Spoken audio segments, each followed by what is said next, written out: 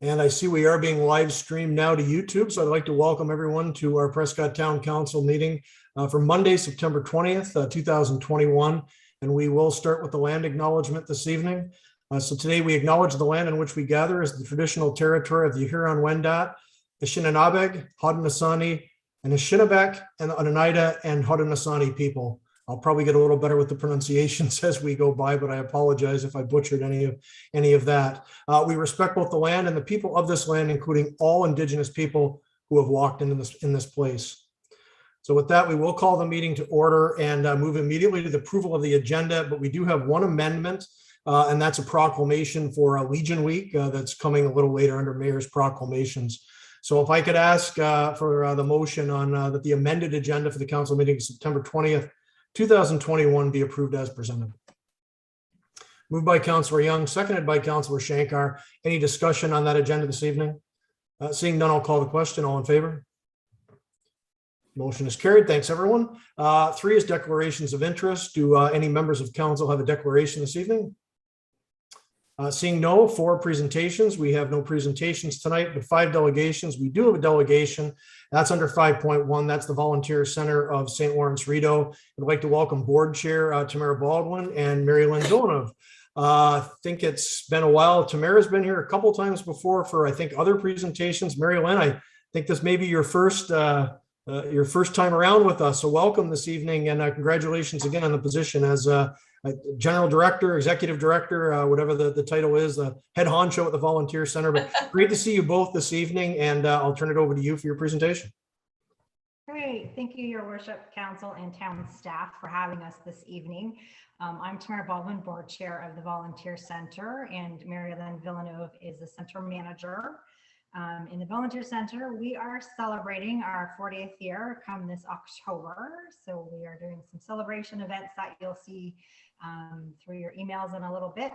And Mary Lynn has prepared a PowerPoint with info on our programs and some stats that go with it. So I'm going to turn it over to her. Hi, thank you, Tamara. Matt, are you running the PowerPoint? Oh, awesome. Thank you. Okay, so my apologies. I am going to read some notes because I know my time is limited and we have so much going on here. So thank you, Mayor Todd, members of council and staff. So as a former Prescott resident from back in the 1980s, I just want to say I'm truly delighted to present to council this evening the incredible work of the Volunteer Center of St. Lawrence Rideau. A little bit about me. I've been with the center for about 7 years now, most of it in a part-time administrative position and under the management of Harold Hess. And as many of you may know, Harold decided to retire in the middle of a pandemic in 2020. And I was appointed the manager in July of 2020. And I'm grateful for the opportunity to carry on the mission of the center. So of course, we all know what's been going on for the last 18 months. Changing the way we live and changing how we connect with each other. And the Volunteer Center saw opportunities to pivot the delivery of our services and programs. We saw opportunities to for innovative ideas and collaboration to be able to continue and support the social and economic well-being of the citizens we serve. Okay, Matt? So I do have to say thank you very much to our direct board of members and our center staff. I have a great team to work with, and thank you, Tamara, for being here this evening. As you can see, we have a very great, strong team here at the center. And so we do recognize the importance of strategic partnerships with multiple organizations throughout our region. And this is a list of many of the organizations and nonprofit agencies that we work with to support. So just this is just a list of some of them from over the years. So thank you to all of them. So as Tamara said, this year is our 40th anniversary and serving leads in Grenville. So we recognize the importance and value of volunteers, especially in these past 18 months here and around the world. Our volunteers here have been supporting our area by dedicating many hours. Whoa, hold on. Yep, thanks. By dedicating many hours doing grocery pickup and delivery, meeting needs of our community members, providing support for a social distancing shelter in the early stages of the pandemic, providing transportation, income tax filing, financial literacy assistance, and of course, assistance to our agencies for their programs and services. And many of our organizations had to either reduce or shut down their volunteer programs. But I am happy to say this evening that a lot of them are starting to reach out to us again for guidance how to safely reopen their volunteer programs as they start to come back online. But what makes volunteerism truly meaningful is the exchange is not one way. It's not just about volunteer capacity. What makes volunteerism truly meaningful is that the exchange is two-way. So when volunteers give their time, they in turn gain skills. They have empathy, understanding, and insight to the citizens around them. And it is truly a meaningful and ethical way to exchange labor. And I'm confident that every person here has been touched by volunteerism, whether it's through your own volunteering or you've been touched by a volunteer in your life. Okay, Matt? So as we know, 2020, 2021 is the year of pivot. So it's for us, probably the most recognized program that we have is our Community Volunteer Income Tax Program. We've been delivering this service for 37 years, and we providing this for low-income tax filers. And we had to quickly adapt our programs. So together with the Canada Revenue Agency, we were only shut down for 2 weeks during 2020 and came up with a plan that we presented to Canada Revenue Agency. And it actually became the model for delivery of the tax program. So we usually do it in person through appointments at 5 locations, but we were able to adapt it to deliver our program through drop-off locations and phone-in service. We have 24 trained volunteers, 4 serving Prescott, and in general, we complete between 2,600 and 3,000 tax returns annually. The clients served through Prescott account for about 15 to 20% of those returns. And we definitely see opportunity for growth in the Prescott area. This service is free to low-income tax filers. And these are folks who would normally not be able to afford like the H&R blocks and the private services. So they probably would avoid filing taxes just for that reason. The program returns about $4.5 million in tax refunds and millions more in transfer payments and benefits back to our most vulnerable citizens. So in 2021, we decided we wanted to know more about the impact of the program, and we did a case study with the Tamarack Institute based on the numbers from Canada Revenue Agency, United Counties of Leeds, Grenville, and our own data. And we estimated our financial impact of the program to be around $24 million going back into the pockets of those who need it the most. And that $3.6 million of those dollars are for clients served through Prescott. About 10 to 12% of Canadians don't even file their taxes, missing out on approximately $1.7 billion for families and individuals. So the Community Volunteer Income Tax Program has been identified as an important and vital strategy for poverty reduction, not just here in our region, but across Canada. Okay, Matt. I'd also want to say thank you to the town of Prescott for your grant that we received to support our tax program. Building on the success of the tax program and observing the financial impact the pandemic would have, we introduced a strategic financial literacy program, leveraging the work of Prosper Canada and approximately 20 trained community volunteers. With generous funding from the federal government and the support from the United Way of Leeds Grenville, we have been able to continue this program without interruption. We have delivered in the first year 40 workshops to approximately 190 participants, focused on helping people gain more confidence, knowledge about financial matters such as banking, savings, credit, and debt. We recognize the need for youth to learn financial literacy, and we teamed up with a local high school teacher and his students, and we did a case study in June.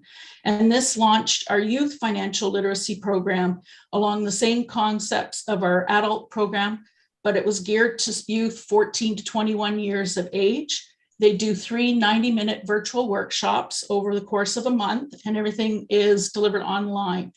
And the nice thing about this is all the youth who participate have the opportunity to earn 10 community volunteer hours for their participation.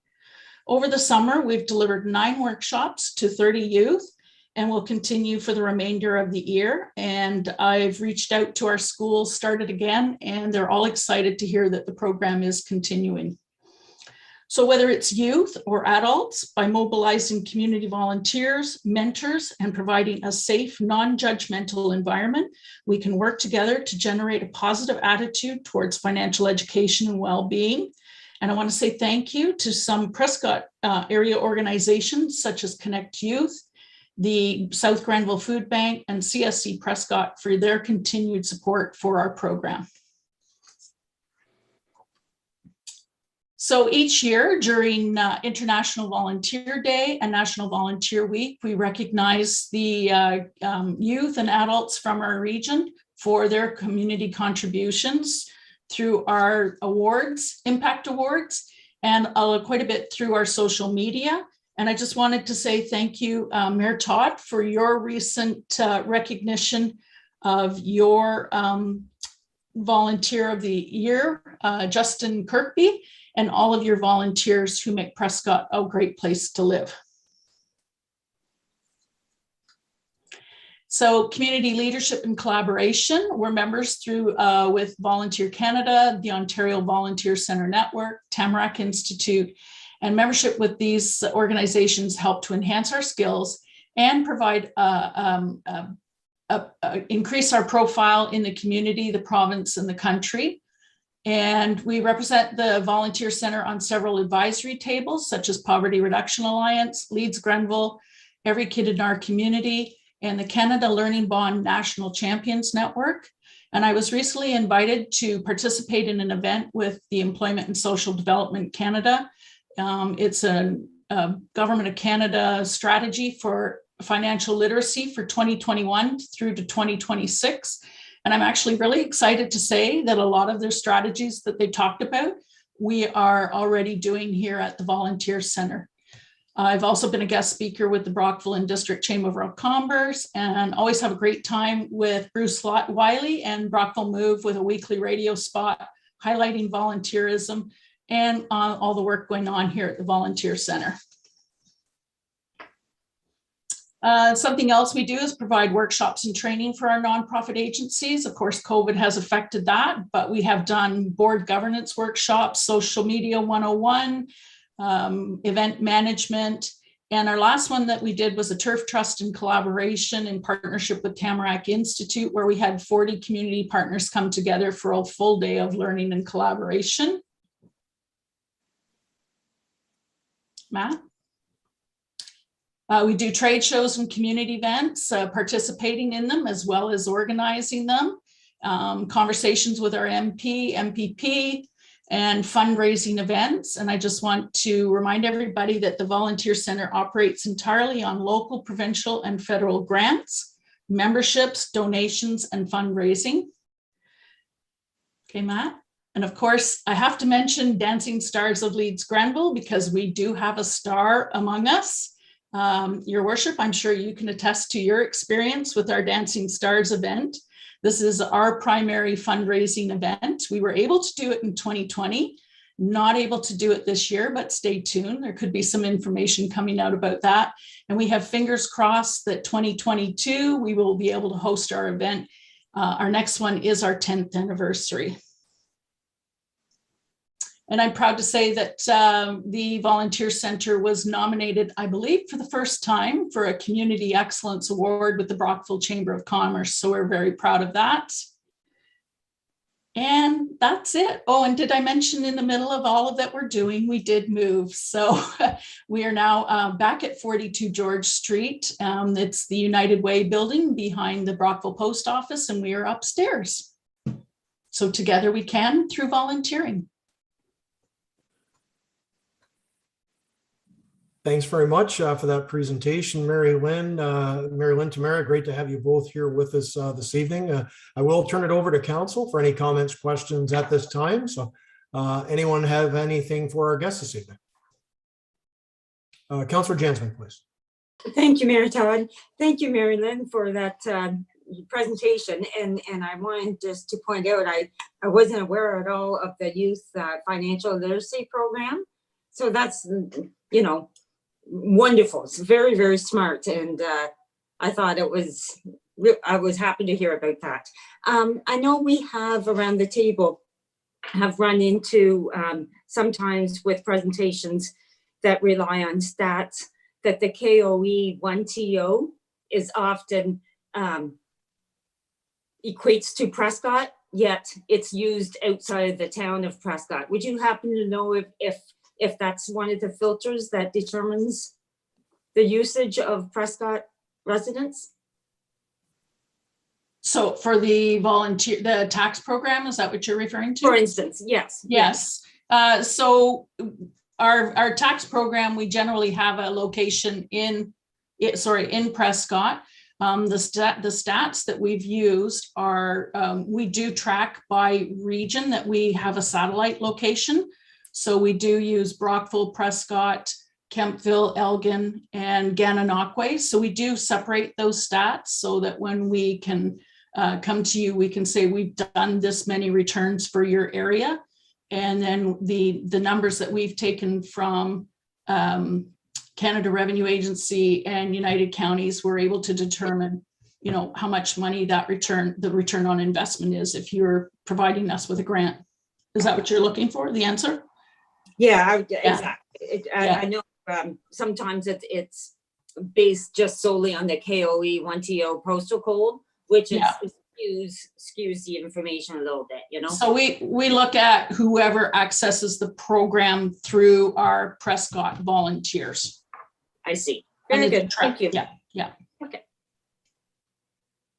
Thank you very much, Councillor Jansman. And yeah, Mary Lynn, the issue with that is, and this has come up numerous times, both with this grant application and others, where people utilize the service but come from Augusta and Edwardsburg Cardinal. So there's always a question here in, are we paying to subsidize the other townships? So that is something that is asked pretty regularly now with regards to our grant applications. So if, just to be prepared, because I'm assuming you're going to ask it again this year, you might want to come prepared with that number if you can, who's actually accessing it from Prescott. And actually, I don't know the answer to this question with Augusta and Edwardsburg Cardinal. Do they help the program as well? So we try to reach out throughout all of Leeds and Grenville to different municipalities each year so that we're spreading it around. We're not going after one place in every year. Oh. So we do try and reach out to all municipalities to support the program. So we're aware that, as you say, there might be residents coming from outside of directly within the town of Prescott. The other thing we look at too is if we're returning money back into their pockets, chances are they're probably coming back into Prescott to spend that money.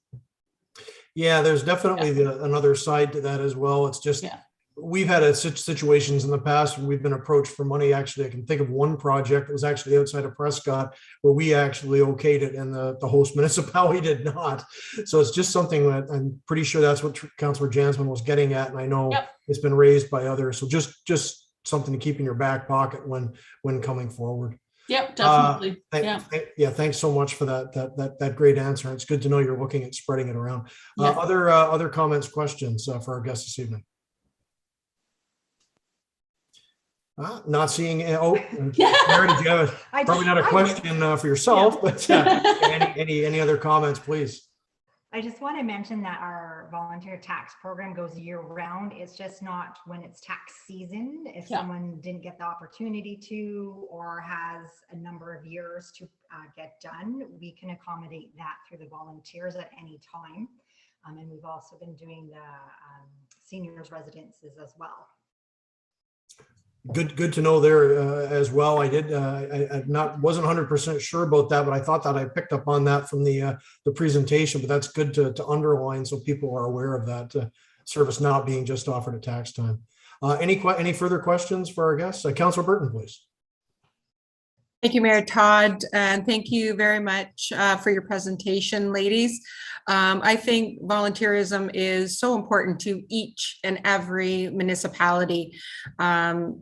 I've always been a volunteer at a different organization, and it does build character and compassion for the people that are volunteering and who they're volunteering for.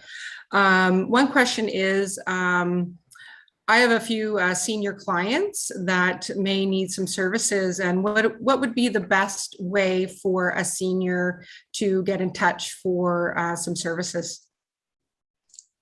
They can reach directly to the center, so calling us, or if you have somebody who represents them, to email us, and then we will discuss with you what the services are that they require.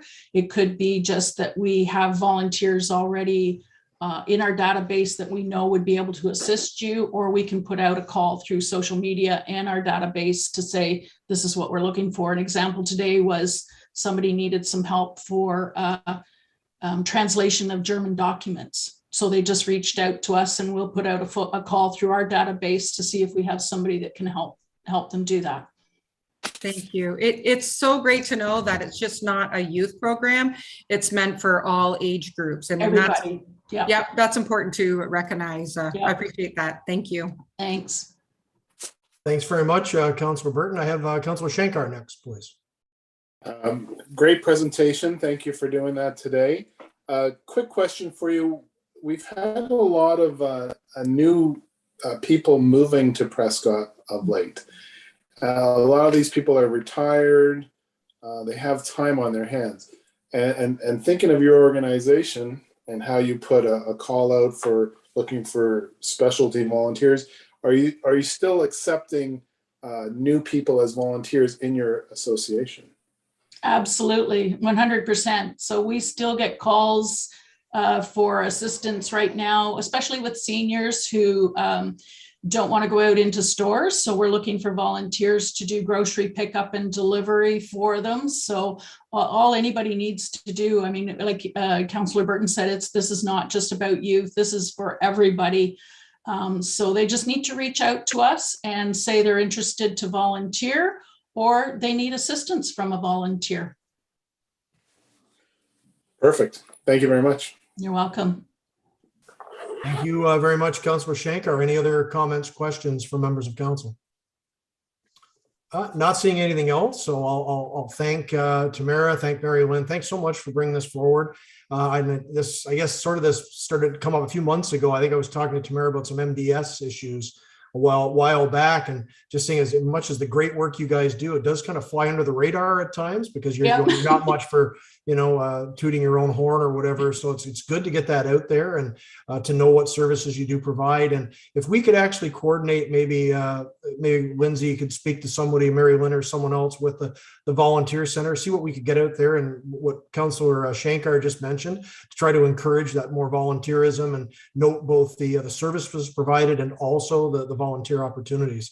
So if we could help out there, we've got a pretty good reach with social media as well. So happy to help out whenever you need anything shared around, but maybe we could post a couple of things as a result of tonight's meeting as well to just kind of get the word out on some of the great services you offer. And I won't get really heavily into it tonight because I think this is maybe the start of a dialogue and goes beyond the presentation, but we are trying to bolster our own volunteerism as we've talked about recently. I know Councilor Burton has mentioned it. We've all talked about boosting our recreation and culture community volunteerism efforts.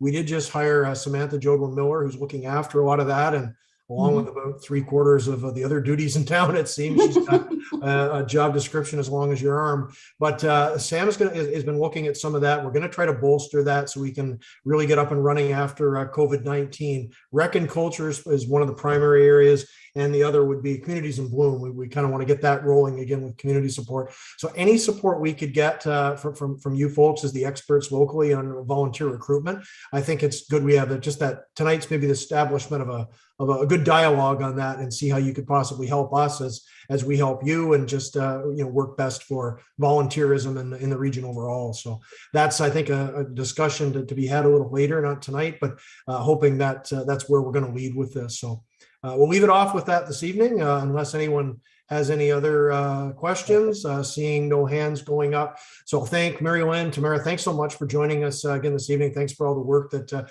you and your volunteer team and board and everyone with the center do. It's been a big part of the community for a long time, and great to see how you're still so heavily involved. It's obviously been very, very needed during the pandemic for that reason you just mentioned: seniors, groceries, and helping people stay connected to the community and get their services, get their food without risking their health as well. So great stuff, and thanks again for all that you do.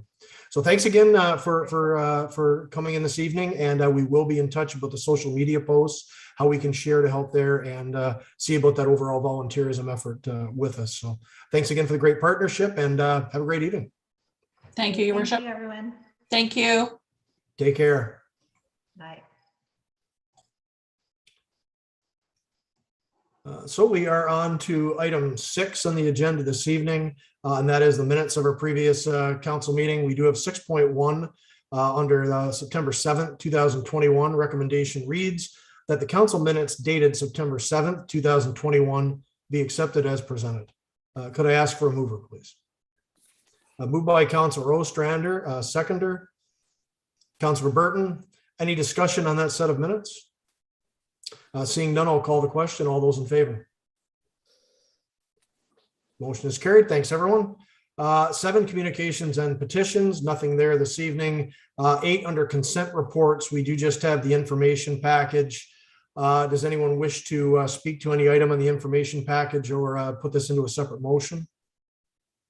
Seeing none, so we will go ahead with the recommendation that all items listed under the consent report section of the agenda, which is just the information package tonight, be accepted as presented. Could I ask for a mover, please? Moved by Councilor Young, seconded by Councilor Jansman. All those in favor? Motion is carried. Thanks, everyone. So on to 9, committee reports, just a couple there this evening. 9.1 is our Committee of Adjustment staff report, 02-2021 on 198 James Street West. This is just for information. I see Mr. Merriman has that. Sean, any quick comments on that report this evening? No, Your Worship. Just a slightly larger garage than what's normally allowed. Went from 645 to 720 square feet. Thank you very much, Sean. Any comments from actually just, yeah, this is just saying for information, but I've actually got, am I reading this right? We actually do have a recommendation here.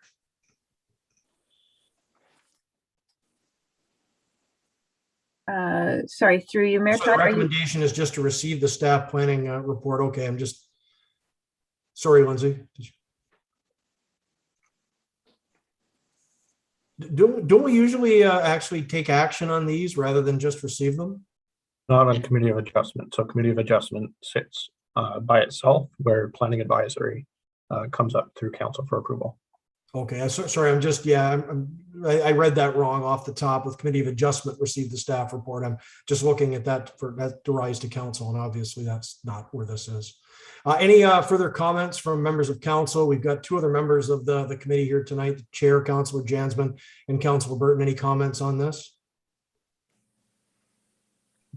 So pretty straightforward. Anything from anyone else? Seeing none. So that is just for information purposes. So we'll move on to 9.2, and that's PAC Report 15-2021, Site Plan Agreement File SPC 2021-02-02-220 Churchill Road. And the recommendation there is that council approve the proposed site plan application SPC 2021-02, subject to the following conditions. One, the balance of any outstanding taxes, including penalties and interest, and any local improvement charges, if applicable, shall be paid to the town. And two, that the site plan agreement of the lands shall be registered and submitted to the town. And also that staff be directed to bring back the attached site plan agreement bylaw to the council meeting of October 4th, 2021 for final review and consideration. Could I ask for a mover, please? Moved by Councillor Jansman, second by Councillor Burton. Mr. Armstrong, you have this report this evening? Actually, I believe Mr. Merriman does. Or actually, no, sorry, my apologies. That is mine. So 220 Churchill is currently the site of Bats Fitness. That was purchased by the McEwen Group, who plans to redevelop it into a diesel card lock station. So very simply demolishing the building, putting up simply a canopy that has several diesel gas bars underneath, and then a small utility shed that's on the site. So we did go through planning advisory for this. Major things that we were looking at was the stormwater management, grading and drainage, the how to get into the lot itself. So actually suggesting that the entrance and exit be 12 meters wide as opposed to 9 meters wide, and then what the requirement for parking was. Because there is no store on here, there's no place for an employee. So really there's just one parking space that's being recommended that's adjacent to the shed structure. This is really the first step in a multi-phase upgrade for McEwen's. So I believe after they build this, their plan is to move forward with the reimagination of their current site on Edward Street, removing the card lock, expanding the size of the convenience store, as well as putting in a car wash. So this is phase one, and then we will receive a further planning application for phase two, likely next year. So pretty simple development in this case. Their major customer is a large trucking firm on Churchill Road, so it makes sense from a location standpoint, and it will not generate any additional traffic on Edward because there's simply already a card lock there that is then moving down to Churchill. So the planning advisory did work through it, as did our consultants, and we were able to come to agreement between the consultants and the developer on any outstanding issues that there were. Thanks very much, Mr. Armstrong. Open it up for comments, questions, but I will go to the chair and the other member of the PAC for anything first, just because obviously they were at that meeting last week. Chair, PAC Chair Jansman, did you have any comments on that? No, all to say that as Matthew mentioned, WSP was consulted and voiced their acceptance of it, as well as, I forget the name now, Matthew might have it. There was a traffic consulting organization to help us determine the size of the entrance and that kind of thing. So it was talked about quite a bit in detail last week at the planning committee level. Thank you. Thank you very much, Councillor Burton, as the other member of the PAC here this evening. Thank you, Mayor Todd. No, I concur with Councillor Jansman. I think there was just a little bit of concern about the entrance, but that was in the report that is going to be widened for the transports, but all of the other report is great. Thank you very much, Councillor Burton. I'll open it to everyone now, and I see Councillor Young had his hand up a moment ago. Ray? Thank you, Mayor Todd. Was there a proposed site plan available at this meeting? Yes, there was. And I don't think it's in our package though, is it? I'm not sure that we included in the package. No. All right. There is no egress to Irvine Drive? No, actually the lot does not go as far as Irvine. Okay. So it's on Churchill, and so, but does not go as far as Irvine. All right, so I'm trying to picture where the gas bars will be, where the pumps will line up. Will it be going north-south or east-west or some kind of, To be going north-south. So basically, if you're traveling west on Churchill, you'll turn right into the site. You will pull a U-turn and park at the pumps. You'll refuel and then proceed back to Churchill Road and either turn right or left. oh, okay, so there is not enough room for them to make a U-turn on the property after they've filled up? Absolutely. And so you'll be making the U-turn before you fill up and then returning back to facing south while you're refueling. Oh, I see. Okay, thank you. I look forward to seeing the site plan. Is there any way we could share that site? Like someone must have it fairly conveniently on their computers. Any way we could pop that up quickly just so everyone can take a quick look at it?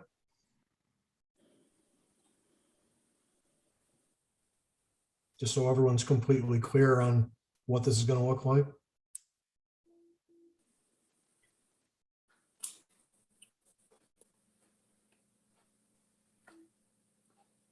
I think I had, we'll go ahead, Councilor McConnell and then Councilor Shankar, please. If Matt or Sean can find that site plan. Lee? Thank you, Mayor. I was about to call you Mary Todd. Mary Todd. Yeah, that was Abraham Lincoln's second wife, wasn't it? Mary Todd. Anyway, okay, there it is. I was about to say that I agree with Ray that I can't understand why we wouldn't have a site plan on the one that we're discussing when we did have a site plan on the one on the James Street that we weren't discussing, but I see it's on my screen now. Anyway, I think this is excellent planning because right now the card lock is on Irvin Drive. So we have trucks coming off of Edward Street and entering Edward Street from Irwin Drive that have traveled that way because of the card lock, the fuel up, which increases traffic at that intersection, which is busy enough as it is. So this is going to decrease traffic on not only Irvin Drive, but also on Industrial Drive. They'll be coming straight through both ways to Prescott, and the intersection at the foot of the overpass will be taking the brunt of the traffic. So it will save heavy traffic on two town streets, and that's good for our own infrastructure.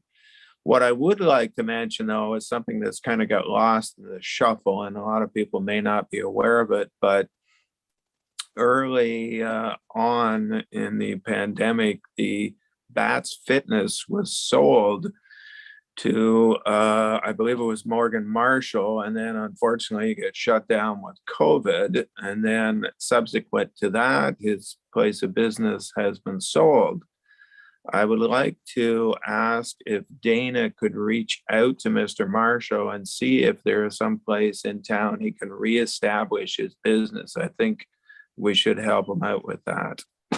And that's about it. Thank you, Mayor Todd. Yeah, excellent point, Lee. And his Aries Athletics was the name of the business he established there. And it was a real shame to see what happened there because we just opened the place, I think it was June, July of 2020. And then obviously something happened with the sale of the property. It's a good development, but it's always a tough time to lose development, lose a great service to accommodate something else. Matt, did you have a comment on that? I'm not sure if he's spoken to Dana directly, but I know he was looking in town. I think there was a dialogue there. Absolutely. So there's been a fair amount of engagement with that to see if we could find alternative buildings. And we've provided several options going his way. And some have proved to have additional conversations. Some just weren't suitable. So, but right from the very beginning, when we first found out about this, then Dana engaged with the business owner, and we've been working with him ever since. Good to know. And just as a note for anyone watching who have, seen things like the Circle K closed downtown, which of course lost us, our subway as well. Pet Values moved out of the downtown, and bigger and better store actually up on Edward, but it's another hole in the downtown. Whenever these things happen, our ec dev department is on it. We are trying to find new locations, whether it's Aries Athletics or it's Subway or it's a convenience store in the downtown or whatever. There is real dialogue going on. We're not just sitting back and watching people move and whatever. There's a real effort to try to find new homes for places that are in need of new circumstances. So that is ongoing, but it's good to note that. And I really appreciate Councilor McConnell raising that, especially with regard to the Aries. I think, did I have Councilor Shankar next and then Councilor Burton, I believe? Yes. Thank you. So question for Matthew. Matthew, is that whole site going to be paved? I believe it's a combination of paving, gravel, as well as landscaping around the outside. Okay. And is it going to be manned? Like, I know it's an automatic card lock, but is there going to be any staff there? No. So that's why we didn't see the reason for parking on site. There will be one individual for maintenance, that sort of thing, but it's not a manned, and there are no employees on site. Okay. There's no worry about safety or anything like that with obviously with diesel and everything there? So they have their warning system. So it's very much governed by TSSA and the things that they have to do there. And there will be camera security and that sort of thing, as well as detection if fire breaks out. Okay, thank you. Thank you very much, Councilor Shankar. Councilor Burton, please. Thank you, Mayor Todd. I was talking to Morgan when he was looking at different places in town, and it was very unfortunate for him that he couldn't find another place. But I just wanted to shout out to Dana, because she was definitely on top of getting in contact with Morgan almost immediately and helped him do whatever that she could do to help him. So I just wanted to reiterate that and let council know that she was went above and beyond. So thank you. Thanks very much, Councilor Burton. Councilor McConnell, did I see your hand up again a moment ago? Just an afterthought. I'm presuming that once this card lock is open, the other one will be closed and we'll be getting a demolition permit for the pumps and whatever and excavation of the tanks that are on the site. That would be our understanding, as well as an application permit to change the current store and convenience store and that sort of thing. Very good, thank you. Thank you very much, Councilor McConnell. Councilor Ostrander, please. I just wonder through Matt, if I could, if there's any date of fruition for this project. I realize it's still fairly early in its ongoings, but I just wondered if there's any date set in the future that it might be up and running. We haven't confirmed the date, but their intention is to get going as quickly as possible before the snow flies and get it installed and up and running. If that's not possible, then absolutely first thing in the spring. Okay, thank you. So this is basically the last step in our process, and they still need their to go through TSSA and make sure that they're on side with all of that. But I think from our perspective, we're satisfied with the development as we see it. That's good. Thanks. Thank you very much, Councilor Ostrander. Any other comments? Just a quick one myself, and I did, obviously I voted in favor of this at the Planning Advisory Committee meeting, and I think this is, it's very disappointing to lose Aries Athletics there. And that was going to continue what had become quite a long tradition of a fitness facility like that in town. So I do hope there is some possibilities that Morgan can find another location here in town, because he was quite dedicated to the place, and you hate to see something like that happen right after he's put a lot of his heart and soul into operating and owning this new business, especially at the time he did with COVID. Challenging enough. So you hate to see that happen with a guy that's that dedicated to the community. But the only thing I am concerned about it's good usage. It's what we're gonna see it in the north end. pretty much anyways, because we've got Kriska there. We're a transport town, and that's all great. But I am concerned just about traffic on the corners. And, we are talking about the intention to demolish the current building at the site now, and moving everything down. But what if there's a possibility that the demand is so much they end up operating both as card lock facilities? Because Like we've seen their preliminary plan for the current site, and it doesn't include the card lock, and really it's your existing customers. It's not like you're developing customers. So it's generally you're a McEwen customer. If you're using it there, then you would likely be using it on Churchill. Yeah, I say I'm fully in favor of this, and I believe that's probably how it's going to work out. I'm just a little concerned about just traffic in the corners up there. You see a lot of complaints and a lot of concern over the overall traffic at that Prescott Center Drive and just that whole stretch of Edward. And I'm just a little concerned about it just moving the problem to another corner. But I'm just, don't expect a discussion about this. It's just, I am concerned about it because we've got a few traffic issues in town that do need to be addressed. And this, maybe something that's going to warrant another look once they get up and running in that new area, because it just seems like whenever we do something like this, things do arise that we don't, haven't totally expected, because the volume is generally considerably more than we initially expected, just with the Ultramar is the best example of that. Ray, did you have a comment? Part of the issue, I believe, is the timing of the east-west green light on Churchill. I think a review of that will be in order anytime now, and something that would allow more than one or two transports to get through that green light turning north onto Edward Street would be far better than the situation it is now, where sometimes only one transport gets through there. Yeah, good point. And that's the kind of finer tuning. I think we just got to make sure we're open to that and looking at that as this moves forward. I say it's a good development, but I just want to be cautious about traffic and making sure that everything moves steadily and efficiently and safely. Lee, do you have a comment? Well, Ray has a good point about the traffic at the corner there, but there's another side to that coin. You happen to be coming the other way and see the traffic stopped coming south on the overpass, and it goes well up the overpass. If you make that light longer going east-west, then in the winter, you're going to have traffic stopped on the south side of that overpass before they get to the top on a busy time period.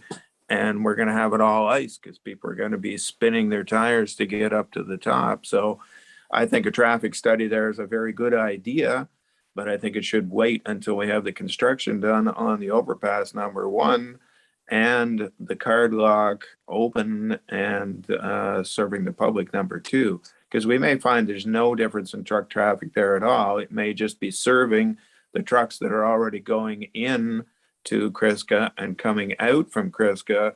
And rather than sitting waiting for 5 minutes, 6 minutes, however long it takes them to get off on Irvin when there isn't a light on Edward, that they'll be able to transit that corner at Churchill and Edward much easier. So I think it's a wait and see type of thing there. I don't think there's any point in rushing into anything. Yeah, I fully agree on that. Just as long as we're willing to look at it and we're keeping an eye on it, as we always do with these things, but just something we've got to look at. But, any further final comments from anyone on council this evening? Seeing none, then I will return to the motion and call the vote. All in favor? Motion is carried. Thanks, everyone.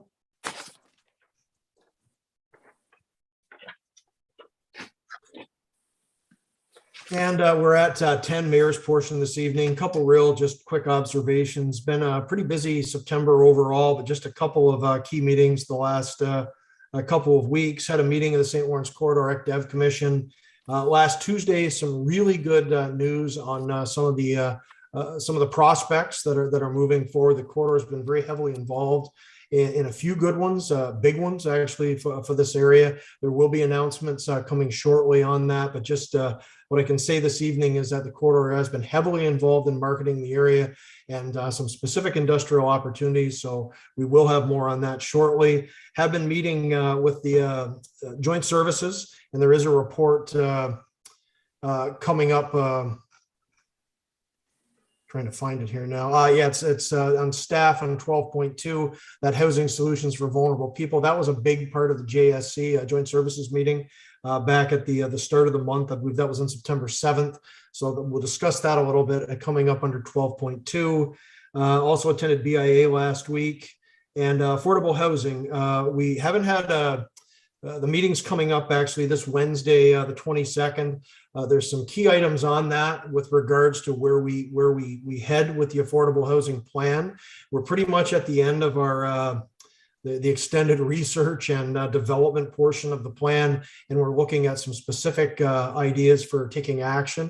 That's coming up on Wednesday, and it looks like the recommendations that day will be looked at by staff at United Counties and brought back to another meeting of that affordable housing group in November, if this is all approved on Wednesday.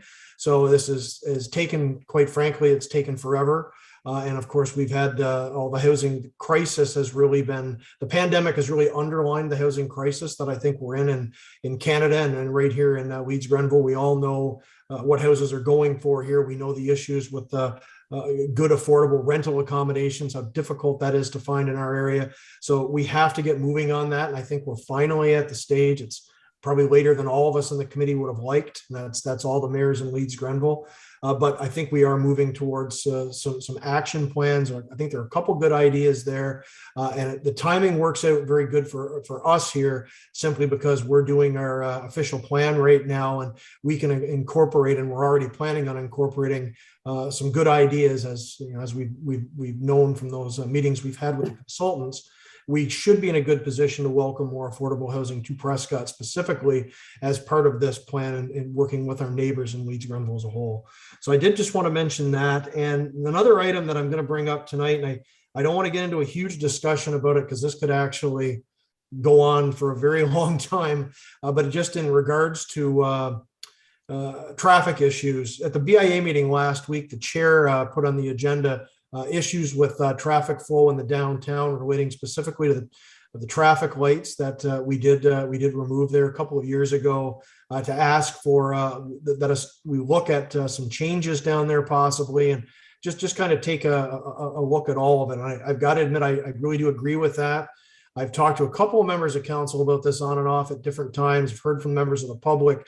It comes up online regularly. It comes up at the BIA meetings every so often. I know Councillor Young and I have discussed it down at the corner of St. Lawrence and King with Katarina's as well. And I do think we need to kind of look at some tweaks down there. I don't know what that looks like in the end, but I have talked to Matthew about it. He had some ideas about making the crosswalks more visible, maybe doing a few things that would just enhance the visibility down there for pedestrians and so forth. So I've asked Matt if he could bring back some points on that in the next little bit. Otherwise, I think we're going to get a request from the BIA at some point for us to formally look at it. At least that seemed to be where the discussion went last week. And I do think we have some legitimate concerns down there. So at any rate, I think we'll bring something like that back in the not too distant future, just for council to get a look at the overall situation and possibly assess whether we want to tweak it, whether we want to make some adjustments or not. So at any rate, I did have a good conversation with Matt about that last week. It was a very prominent point of the last BIA meeting, and just see where it goes. But I think it's something that we probably should take a little look at. It's been a couple of years now since we made those changes, and I think it's time to just kind of assess where we're at with those intersections. And I think that's everything I've got for this evening. So I'll move along to item 11 and start as always on outside boards, committees, and commissions with Councillor Burton. Thank you, Mayor Todd, and nothing for me tonight. Thank you very much. Councillor Jasmine. Thank you. The planning committee met last week, as we now all know, as we just discussed. a couple of staff reports ago, so that's all covered. As Mayor Todd mentioned, the BIA met and had quite a few discussions. Samantha Miller, Jolwyn Miller, and Elizabeth Lawes both were at the meeting to be introduced, so that was good. And there was discussions and decisions made about a new rack card. So you're going to see that in the near future. So that's good. Events were discussed for possibly Halloween and Christmas. And as Mayor Todd mentioned, there was a hefty discussion about the traffic lights, and as well as a continued conversation about the beautification of our downtown. So as always, it's a very active, and there was a lot of people in attendance. And so, yeah, the BIA is very, very alive and well. Thank you. Thank you very much, Councillor Jansman. Councillor McConnell, please. Thank you very much, Mayor Todd. Last Wednesday, I believe it was, evening, I attended the outdoor meeting of the St. Lawrence Shakespeare Company, and following that we had our yearly general meeting, which is more than a year because of COVID, but anyway, we held it outside, proper distancing. I'm pleased to announce that, as I'm sure we all know by now, the production that was put on in August finished with, it finished in the black. It was a good experience for our local company, given the COVID situation. By the time it got straightened out by the government, provincial government, there was not enough time to hire actors, rehearse, and put on any kind of a show. And there's no point putting on a show if it's not going to be a good one. So they went with bringing in another troupe, and the other troupe was quite happy with that, as was Shakespeare. So there is a possibility that in addition to putting on our own productions next year, which is our 20th anniversary, by the way, that we might consider bringing in this same troupe with another production again. So that's something, one of the things we'll be discussing, and hopefully that'll come to fruition sometime over the winter. We did discuss fundraising activities that we hope we'll be able to engage in once again. I know they've been curtailed again because of COVID, but we're looking forward to getting back into the swing of things, getting people involved, having local activities. I know we got a lot of participation there. The library, I was into the library today and talked to Jane with the reconciliation effort that's going on for the end of this month, the national holiday. The library is going to be putting some displays of books that are related to that together. So we can look forward to come in and having a look at those, possibly checking them out towards the end of the month. There are craft bags being put together for the kids for October 4th for Thanksgiving and October 18th for Halloween. And they'll be similar to the craft bags that they did over the course of the summer, which kept a lot of kids active. And then, of course, the library will be closed Monday, October 11th for Thanksgiving.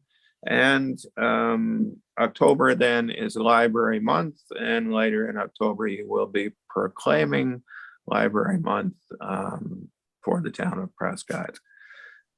Walker House is going to be opening for in-house activities approximately around the middle of the month. There will have to be the proof of double vaccination, though, for people that are going to use the indoor facilities. In the meantime, outside things are going on. The walks, they will be moving indoors to the Leo as the weather cools off.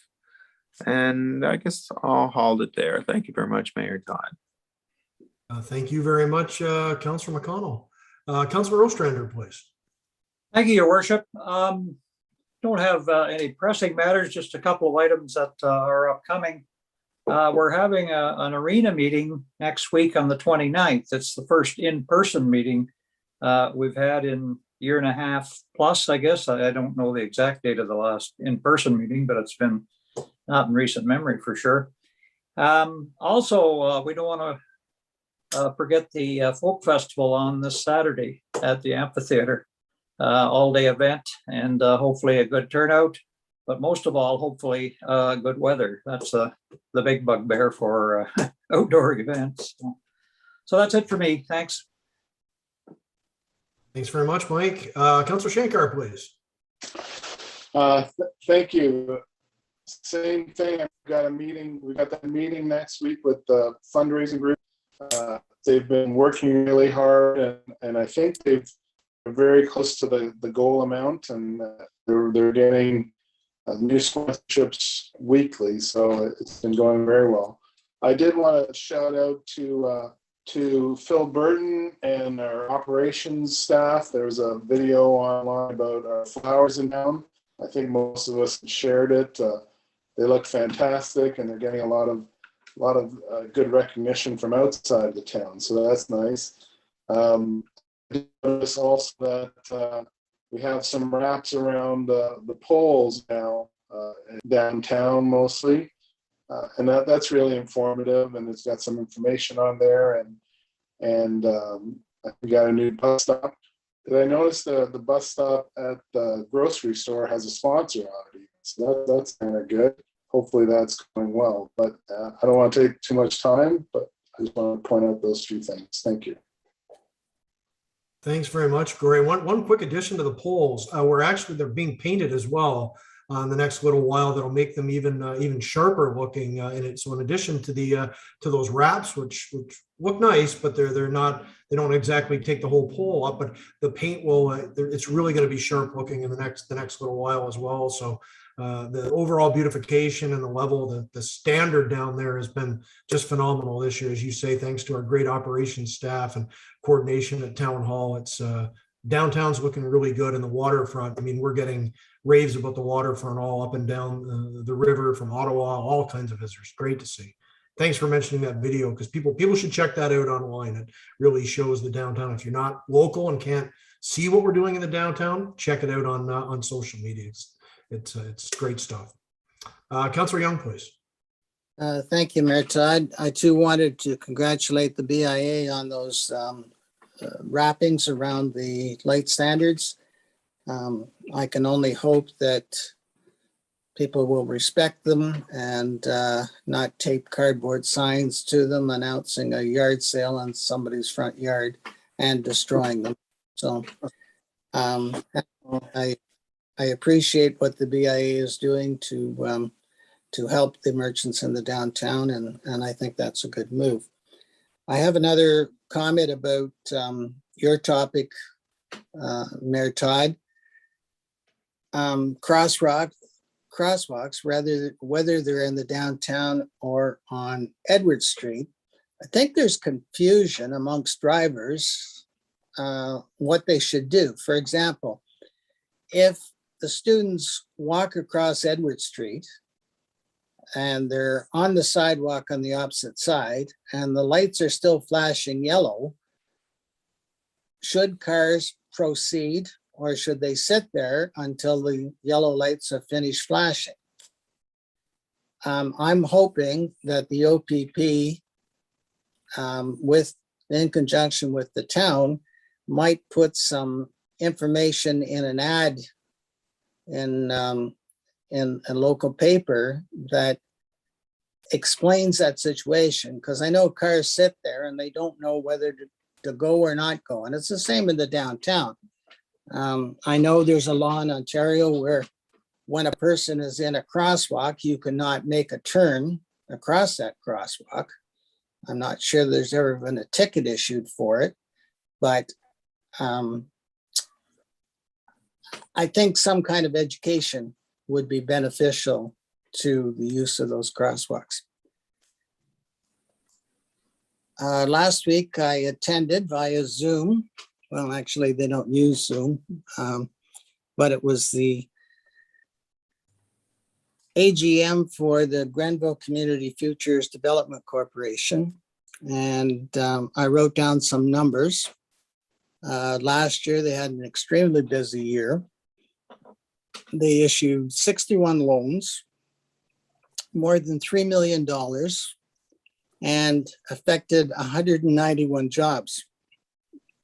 In addition to that, Matthew, I think they helped administrate 80 grants for the town of Prescott. They do the financial part of that. I think it was a slightly smaller number, but yes, they certainly were a partner in that. Okay, so this organization, as you know, is near and dear to my heart because I was in there back in 1990, right in the beginning. And so we now have 31 years of accomplishment for this organization led by Heather Lawless. We have 657 loans, $33 million has been put out in our communities in North and South Grenville, affecting 3,500 jobs. That's huge. Can you imagine how much further behind our community would be without that amount of money out there in the community? And if I read the financial statement correctly, they have lots of money in the bank. So I would hope that if there's a business out there thinking about expanding or doing something, they would approach Grenville Community Futures Development Corporation for a loan. So congratulations to Heather, who is retiring at the end of this year, and her staff and the board of directors. They do a fantastic job, and hopefully they continue. Thank you. Thank you very much. I did have one other question, Brett, sorry. I was going to ask Matthew, now that the final tax payments have been made, or should have been made, I'm just wondering what kind of shape we're. So we still have one tax, the second half of the tax payment to go, which is due October 31st. Right. But I did take a look, and we're basically very similar to where we ended up last year, and better than where we were 2 years ago in terms of outstanding taxes. So it's still on track and what we're expecting. So it's a good news from that perspective, and the older stuff is not growing. So also good news. Yeah, that's wonderful. Sorry, Lee, I didn't mean to give you a heart attack there. All right, thank you. Thought I was late. Again. Thanks, Ray, and thanks for raising those great numbers. And you look at what the Futures has done over the years to support business, but look what they've done for us. I mean, how many different projects have they helped us fund through some of the federal dollars that have been available? And it's just I don't know what we do without them at times. They've always sort of been there to help us with traffic studies, with development study, all kinds of things. So just a great organization, and I know they'll find somebody really good to replace Heather, but Heather is synonymous with that organization. So in a lot of ways, she's irreplaceable. So she will definitely be missed. Thanks everyone for the great contributions this evening. So we will move on to item 12, and we do have two topics there under staff tonight. 12.1 is staff report 89-2021. That's our property standards bylaw. Recommendation is that council receive staff report 89-2021 for information and provide feedback to staff prior to October 8th, 2021, and that staff be directed to bring back this bylaw to the council meeting of October 18th, 2021 for final review and consideration. Could I ask for a mover, please? Moved by Councillor McConnell, seconded by Councillor Burton. So Sean, over to you. I know you were working very hard on that report last week, some late nights downstairs, but please, if you want to take us through some of the highlights there and what we're trying to accomplish with this revised property standards bylaw.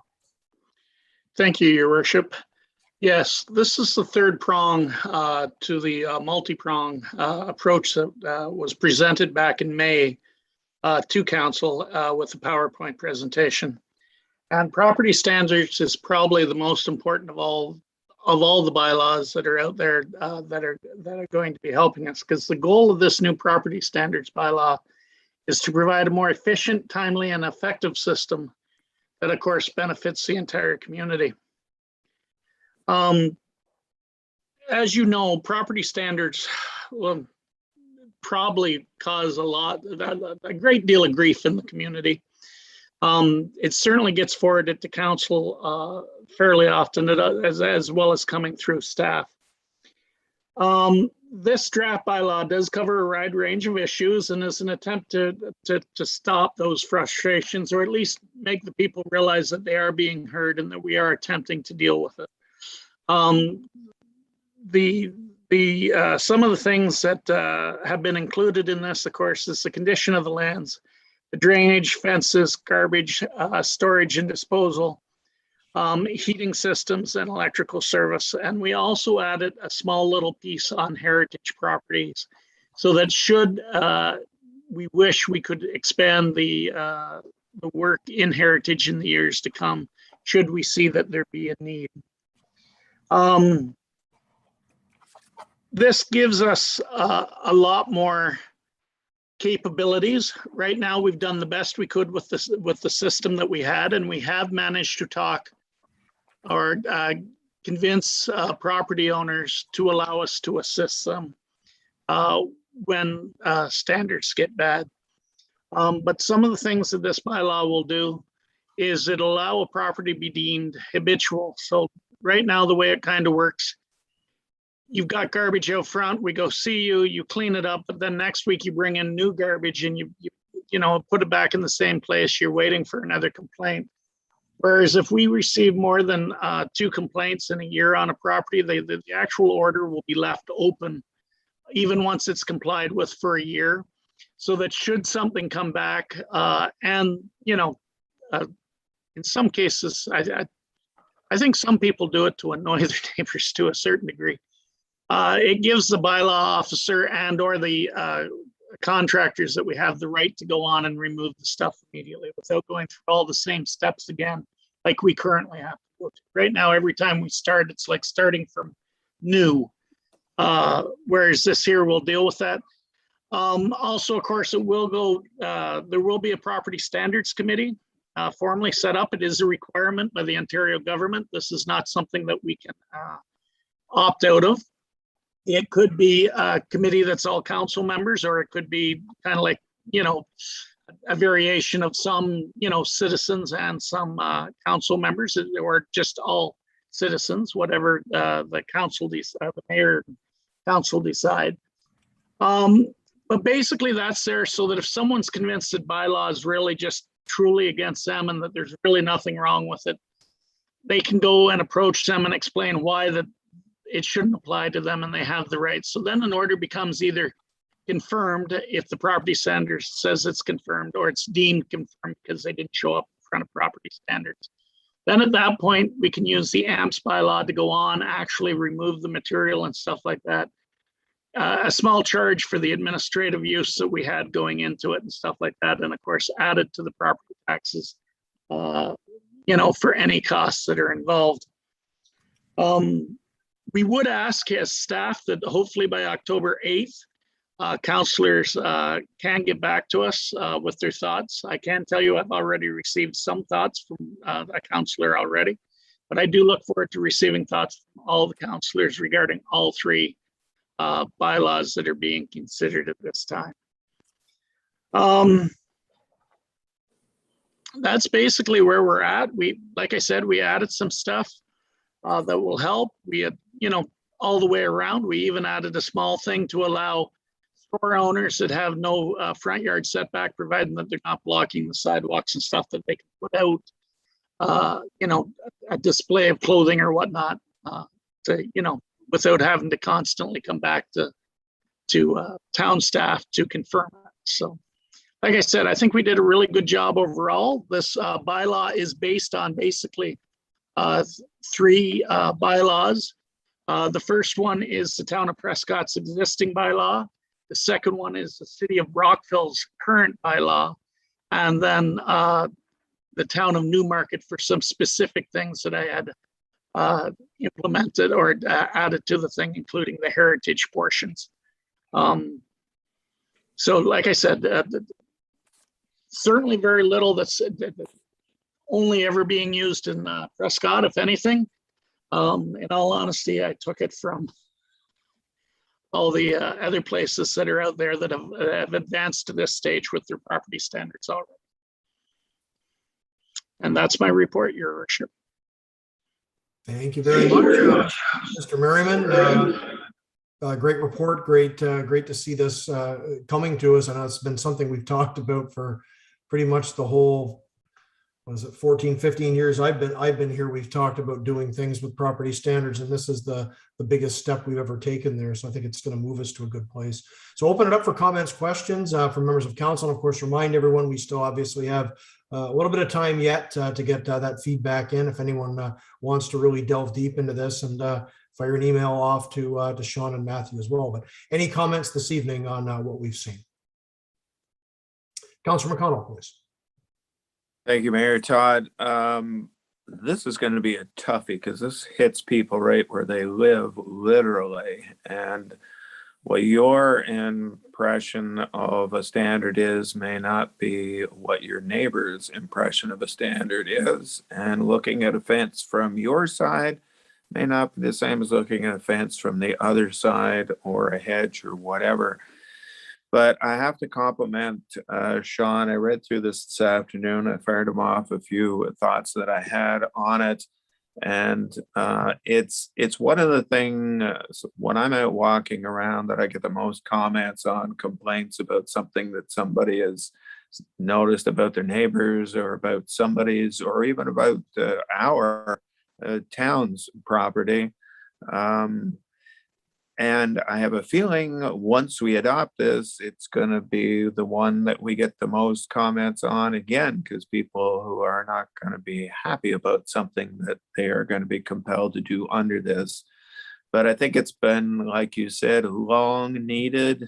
And I appreciate Sean delving into this. I know it's a difficult one, and he's probably going to get as much cursed for it as thanks. So, but he's going to thanks from me.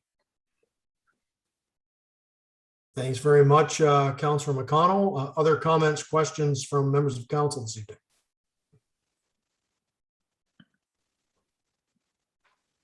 Wow, that's got through that one pretty quickly.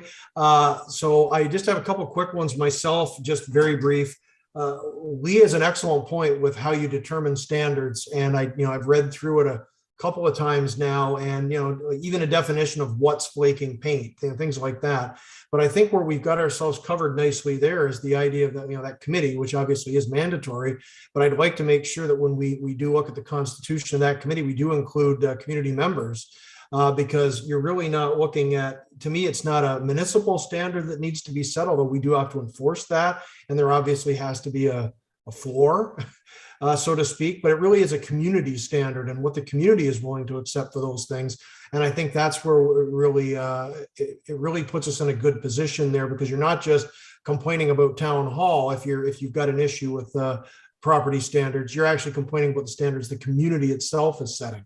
So I think that's actually the way you go with something like this. And I think that's a good mandatory provision, that you have to have a community group, because I think that's where we need to move with that. It's what people are willing to accept in the community and what we're willing to accept. And there should be some happy middle ground in there for it.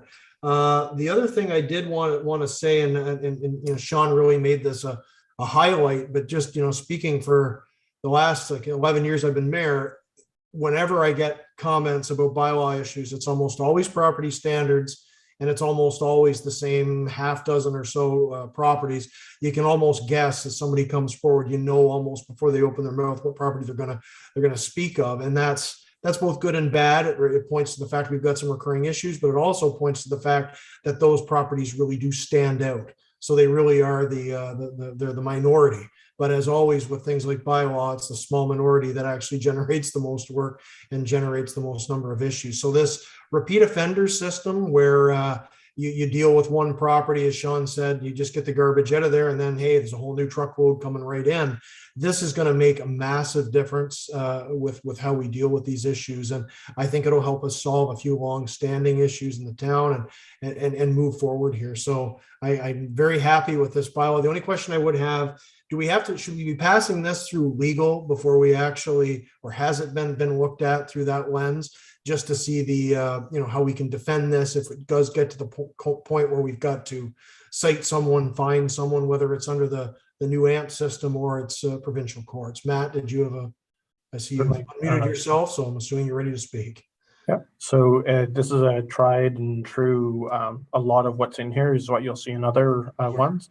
We will absolutely make sure that we fully understand the process of appeal as well as how it relates to AMPs. So those are two things that certainly we haven't come across in the last several years and are completely new in terms of the AMPs for us. So we want to make sure that we have a clear process and make sure it's solid. Thanks very much, Matt. That's good to know. And it's great that we have looked at other communities as well. Sean, did you have a comment to that? Yeah, the only other thing, Your Worship, I'd like to add is that if these bylaws, one of the reasons why the bylaws won't come into effect immediately is to give staff time to create proper forms that also clearly outline the rights that people have should they receive anything under any of these bylaws, so that they're clear too how they go about, because often it's about an education process. And so, like I say, all these things will have proper forming and education to the people when or if they are used. So, yeah, that's great to know as well, Sean. There will be a learning curve for us as well as the community, and we're going to try to work with people as best we can to a point. There are obviously standards that have to be followed. Councilor McConnell, you had another comment? I was just going to point out when you mentioned that about the courts, part of this deal about these bylaws that Sean has been introducing over the last few weeks is the appeal process that we will be handling internally here within the town that will hopefully avoid a lengthy court process. So that needs to be taken into consideration because hopefully we won't be looking at 2 years to get something done. It'll be done in a matter of weeks or months and settled within the town at a more cost-effective manner, both us and our townspeople. Absolutely, and that's the AMP system that I think is going to be a real benefit. We just still have to make sure that it's legally defensible what the rulings are under the AMP system, and that's, I know Sean and Matt and everybody's doing the best they can for that. I think we're going to be in a really good position once we get into probably spring next year when we really see everything really rolling under the new system. But it looks fantastic so far. Any further comments from anyone on council this evening on property standards bylaw? Councilor Shankar, please. Yes, through you, I just wanted to ask Sean, when are you proposing to roll this out, and how are we going to educate our residents on these new standards? Through you, Your Worship. That's an excellent question, and the goal is still at this point anyways to have all 3 bylaws come into effect for the new year. There will be a learning period, kind of like we have right now. There's no parkings on the south side of Dibble. So right now, instead of just giving tickets, we're leaving a friendly little reminder to let people know that they're not allowed to park on the south side of Dibble now. We'll do the same thing with this. There'll be at least 2 to 3 months of good education to the people. We will still go out and see those habitual properties immediately. Give them one last chance to try to correct it, on their own. And like I say, I can see it basically by the spring. A little bit of education for the new people, but if it's a habitual person by the spring saying, no, we've given you enough time, Because I mean, it's not fair to their neighbors too. As I like to say, you can do what you want on your own property till it starts to affect your neighbors. And a few of these properties definitely affect their neighbors. Perfect. Thank you. Thanks very much, Gory. Thanks, Sean. Any other comments from members of council this evening? Okay, seeing none, and I will just underline again, we've got until, what was that date, October 8th? 18th, sorry, 18th to get feedback in. So please, if you think of anything comes up, please email Mr. Merriman with any additional feedback. With that, then I will, oh, Sean, did you have another comment? Yes, yeah, no, that's, if you could, I'd appreciate the feedback by October 8th so I can bring it back to you on October 18th. Too many eights. Yeah, I know. Crazy eights. So with that, though, I'll go back to our crazy 7 and call for the vote. All those in favor? Motion is carried. Thanks, everyone. And thanks again, Sean, for bringing this back. And just a note again for residents out there, we're doing the best we can on this. And I think we'll have some solutions to some ongoing long-standing problems very soon. And moving on, we do have 12.2. That's a staff report 90-2021. This is the item I referred to briefly earlier, the Leeds Grenville Housing Solutions for Vulnerable People, because Joint Services is asking for feedback. So the recommendation is that council directs staff to send a letter of response to United Counties of Leeds and Grenville's opportunity to identify and propose properties, buildings for the development of longer-term housing-based solutions to homelessness post-COVID-19, seeking clarifications on the issues identified in staff report 90-2021. Could I ask for a mover, please? Moved by Councillor Burton, seconded by Councillor Ostrander. Mr. Armstrong, if you want to take us through your report, please. Thank you very much, Mr. Mayor. So on September 8th, we received correspondence from the United Counties explaining wanting opportunity for municipalities to identify and propose properties and buildings that could be used for this purpose. So when we looked through the requirements, there were several that that we took a look at, but then it dawned on us that really whatever solution is being proposed should align with the current homeless population, as well as a future look as to where that homeless population may be in terms of location as well as size. So those were a couple of the questions that we asked in the analysis, as well as what are the supportive services that need to be for those homeless individuals, and then where are the services currently available. The other one that seemed to be interesting and wanted to see clarification is the requirement for it to be on municipal water and sewer. So it would preclude any municipality that doesn't have water and sewer, but it precludes a lot of properties that might be very close to those services within a couple of kilometers, say, but simply not on municipal water and sewer, and therefore would be precluded, which we think might be a missed opportunity. And finally, the United Counties has a number of vacant properties, as well as properties that you use for non-social housing purposes. So just wondering what could be used there. And there was really no identification of the kind of property that is needed, or what is required to address the objective.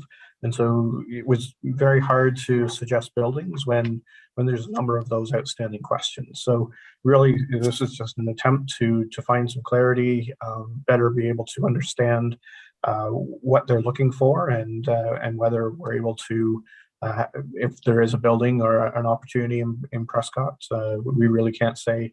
But at the same time, overall, where's the need, and then that should probably more than anything identify where the location of the solution might be. Thank you.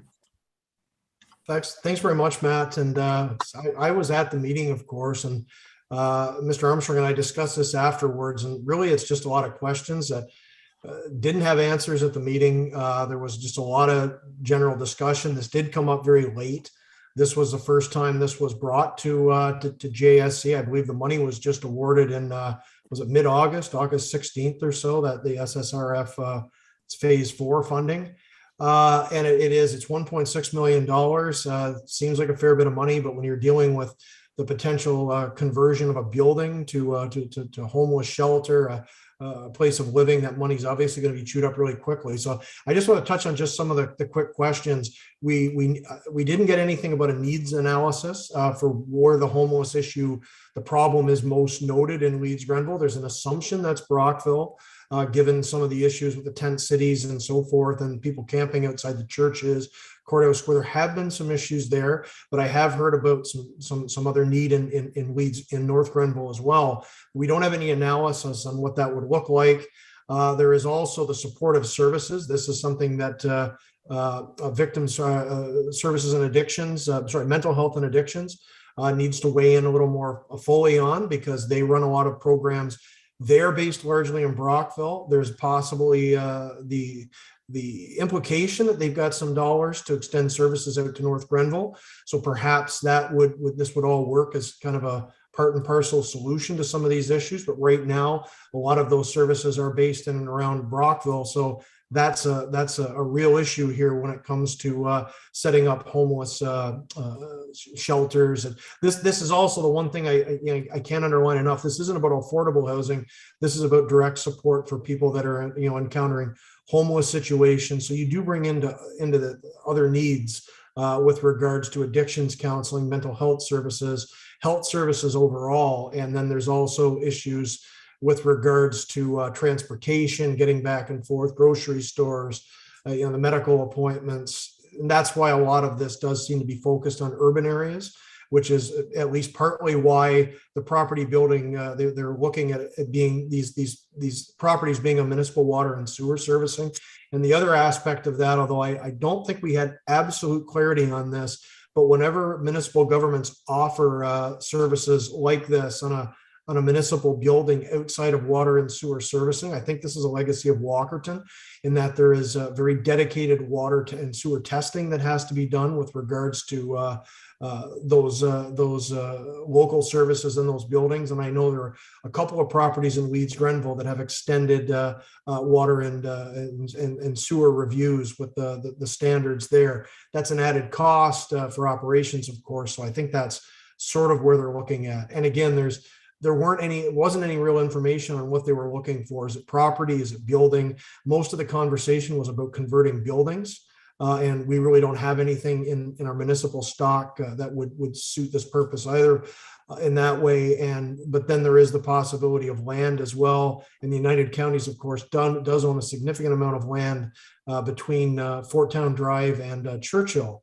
That was purchased about 9-10 years ago now for possible expansion of community housing, and that never moved forward. So that's another part of the questions that I think we're looking to ask here. But I apologize for springing this on everyone, but it was actually really sprung on us at Joint Services very quickly, because there is a real push to address this, because it is a crisis situation now, and there is a real push to get this up and running in the very near future and get the money committed and spent. But that has left us with a lot of questions, far more questions than we have answers. Sorry to go on so long with that, but I wanted to add a little context to it, because it is kind of a up in the air, open question about how we do this in Leeds Grenville overall. So open it up for comments, questions for Mr. Armstrong or myself. Would I put everybody to sleep with that lengthy explanation? So Councillor McConnell, please. Thanks, Mayor Todd. I was struck by the sewer and water service thing as well, which completely eliminates the townships. And I don't think that's right, because as you were sitting here talking and Matthew was sitting here talking, it suddenly hit me about what I would consider an obvious spot for something like this. And I'm not going to mention it right now.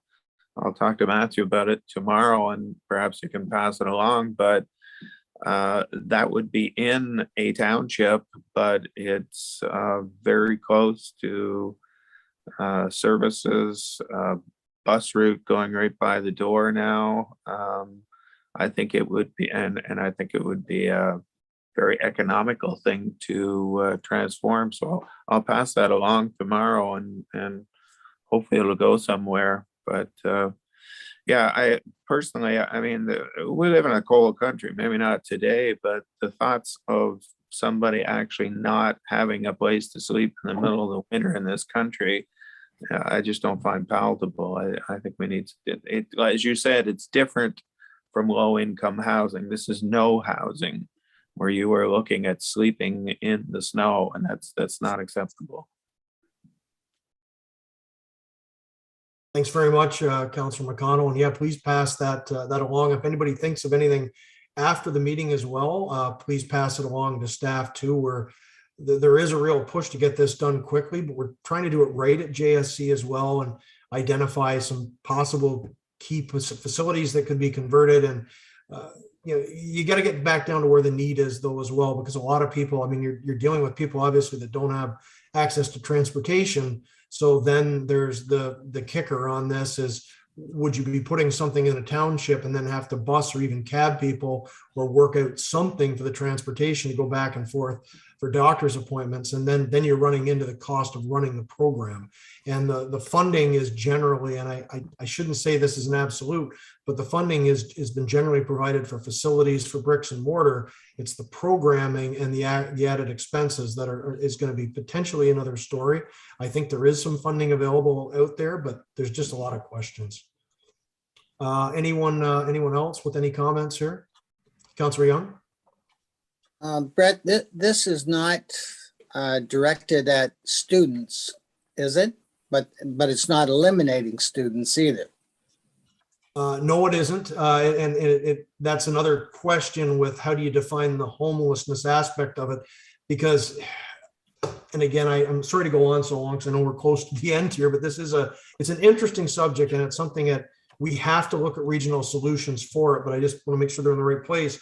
But the definition of homeless is another issue, because we've obviously got, I'll be blunt about it. We've had people sleeping in the churchyards in Brockville. We've had people sleeping in camping in the bank kiosks, where the bank machines are in the downtown there. But then we've got the other issue with kids that are having issue, or young people couch surfing. There's another aspect of the homelessness situation. And then there's a third aspect to it as well, which I think we're seeing in, I'm going to say North Grenville. I think it's been a concern where a lot of people have sold rental properties during COVID. So people have been who are working and not experiencing the added issues which often come with homelessness, with addictions and so forth. Those people just haven't been able to find affordable accommodation because they've had their rental properties sold out from under them during COVID. So it's really, again, that's just another, how do you define that? So it's nothing's being excluded, Ray, but I don't think we've defined exactly what we're going after as well, because I think the idea of this in North Grenville would look different than it would possibly in Brockville. But again, that's just guessing on a lot of this because we didn't have the details. Would it be helpful if Connect Youth completed the questionnaire as well? They seem to have, they certainly have provided us in the past with numbers on the number of students who are homeless on any given night. And you recall that was in excess of 50 the last time that I heard about it. And that was absolutely shocking to me. So perhaps their input would be insightful. I believe the service agencies have been contacted, and that is something that's been raised. We have had Connect Youth involved, and they're definitely recognized as a valued partner. Mayor Malenka, I think, is on the board there as well, and it is definitely something that has been raised, along with mental health and addictions is obviously key here because they potentially have some programming funding that could expand in certain areas if the need is warranted too. So yeah, great points, and why we really need to ask some more questions here so we can focus this on actually helping people rather than just spending the dollars as quickly as possible, as much as we do need to spend the dollars as quickly as possible. Yeah, do you have anything else, Ray? No, was it. Thank you. Councillor Ostrander, do you have your hand up a moment ago? Well, just on the Connect Youth end of it, I know they have lost a couple of facilities, houses that they were using. They lost one in Prescott here a few months back because it was trashed, and needed to be totally renovated in order to be useful again. And in Spencerville, the landlord got a little sick of it. The occupants of the apartment he was renting, disturbing his other patrons who were 9 to 5 business people in some cases. And so he withdrew his facility. So they're trying to balance that out. I think they gained back an additional property in Kempville, but the problem with them is a few years ago they went to 25 as their age limit. So they're getting single mothers now with an infant looking for something. They're getting even a couple with a toddler, that type of thing. So their clientele, I guess you could say, has sort of expanded in that for those reasons. And of course, as you know, they're in consultation. Well, they are in the midst of a merger with the John Howard Society. So that aspect's going to help them. But I know Mayor Malanka has been doing work with United Counties, keeping them up to date on what they're where they are in the whole scheme of things. So anyway, thank you. Yeah, thanks very much, Mike, for that. It's just it's a tricky conversation. It's a difficult conversation to have because the needs are in different areas, and when you're defining it just as vulnerable people, that covers a pretty broad spectrum right now, especially with what COVID's done. And it's just that you really have to.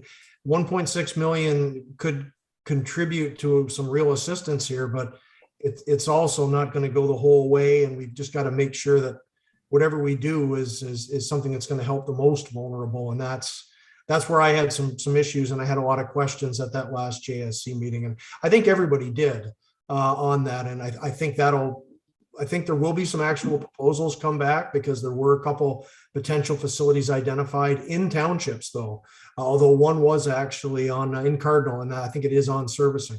So there may be some proposals back, but quite frankly, I think there are a lot of questions that need to be asked and answered for how we use this money and how we try to best help people out. So any further comments? Okay, I will call the vote then. All in favor? Thanks, everyone. And I will bring back, what the response is on this. Because obviously it's moving fairly quickly, and just to see where the direction is with this whole program. But thanks for the great discussion. So we are on to 13 now, resolutions, and under 13.1, we do have the resolution on OHIP and optometry services, which is quite big, but I will, and actually I should ask this because I haven't followed this lately. Are they still in the same situation with the province and do we know? We believe so. The negotiations did break down, and I hadn't heard anything about them starting. We haven't heard anything, and there was a resolution just passed last week by another municipality as well. Okay, so obviously this is still current, because that would save me having to read this book here. But I guess anyways, well, we will go with, so whereas routine eye care is critical in early detection of eye diseases like glaucoma, cataracts, and macular degeneration, and the health of eyes is critical to overall health and quality of life. And whereas conditions that may be detected with an annual eye exam include diabetes mellitus, glaucoma, cataract, retinal disease, amblyopia, lazy eye, visual field defects, that's loss of part of the usual field of vision, corneal disease, strabismus, crossed eyes, recurrent uveitis, that's an inflammation of the uvea, the middle layer of the eye that consists of the iris, ciliary body, and choroid, optic pathway disease. And whereas payments from OHIP have only increased 9% over the last 30 years, which has not come close to matching inflation of costs, which include rent, staff, utilities, equipment, taxes, and supplies. And whereas the lack of funding makes it difficult to invest in modern technology, and newer technology means earlier detection of eye disease. And whereas the provincial government refusal to formally negotiate with optometrists for more than 30 years has forced the optometrists to absorb approximately $173 million annually in the cost to deliver eye care to Ontarians. And whereas the 2021 Ontario budget did not address OHIP insured eye care, Ontario optometrists took action and voted to withdraw OHIP services starting September 1st, 2021, unless the government agrees to legally binding negotiations to fund these services at least to the cost of delivery. And whereas this job action will jeopardize good eye care for those who need the care of an optometrist the most and will have the greatest impact on the most vulnerable groups, children whose lifetime ability to learn and develop depends on good vision, to the elderly who are at the greatest risk of vision-threatening ocular diseases. Therefore, be it resolved that the Corporation of the Town of Prescott requests that the provincial government recognize the value that access to quality eye care brings to all Ontarians and act now to protect it, and that the provincial government address the OHIP insured eye care immediately and enter into legally binding negotiations with Ontario optometrists to fund these services at least to the cost of delivery prior to any job action taking place. And finally, that a copy of this resolution be forwarded to the Honorable Doug Ford, Premier of Ontario, the Honorable Christine Elliott, Ontario Minister of Health, the Honorable Steve Clark, Member of Provincial Parliament for Leeds, Grenville, Thousand Islands, and Rideau Lakes, and also Minister of Municipal Affairs and Housing, the Honorable Michael Barrett, candidate for Parliament for Leeds, Grenville, Thousand Islands, and Rideau Lakes, the Ontario Association of Optometrists, and all Leeds and Grenville municipalities. Could I ask for a mover, please? Moved by Councillor Young, seconded by Councillor Shankar. Any discussion? Seeing none, I'll call the question. All in favor?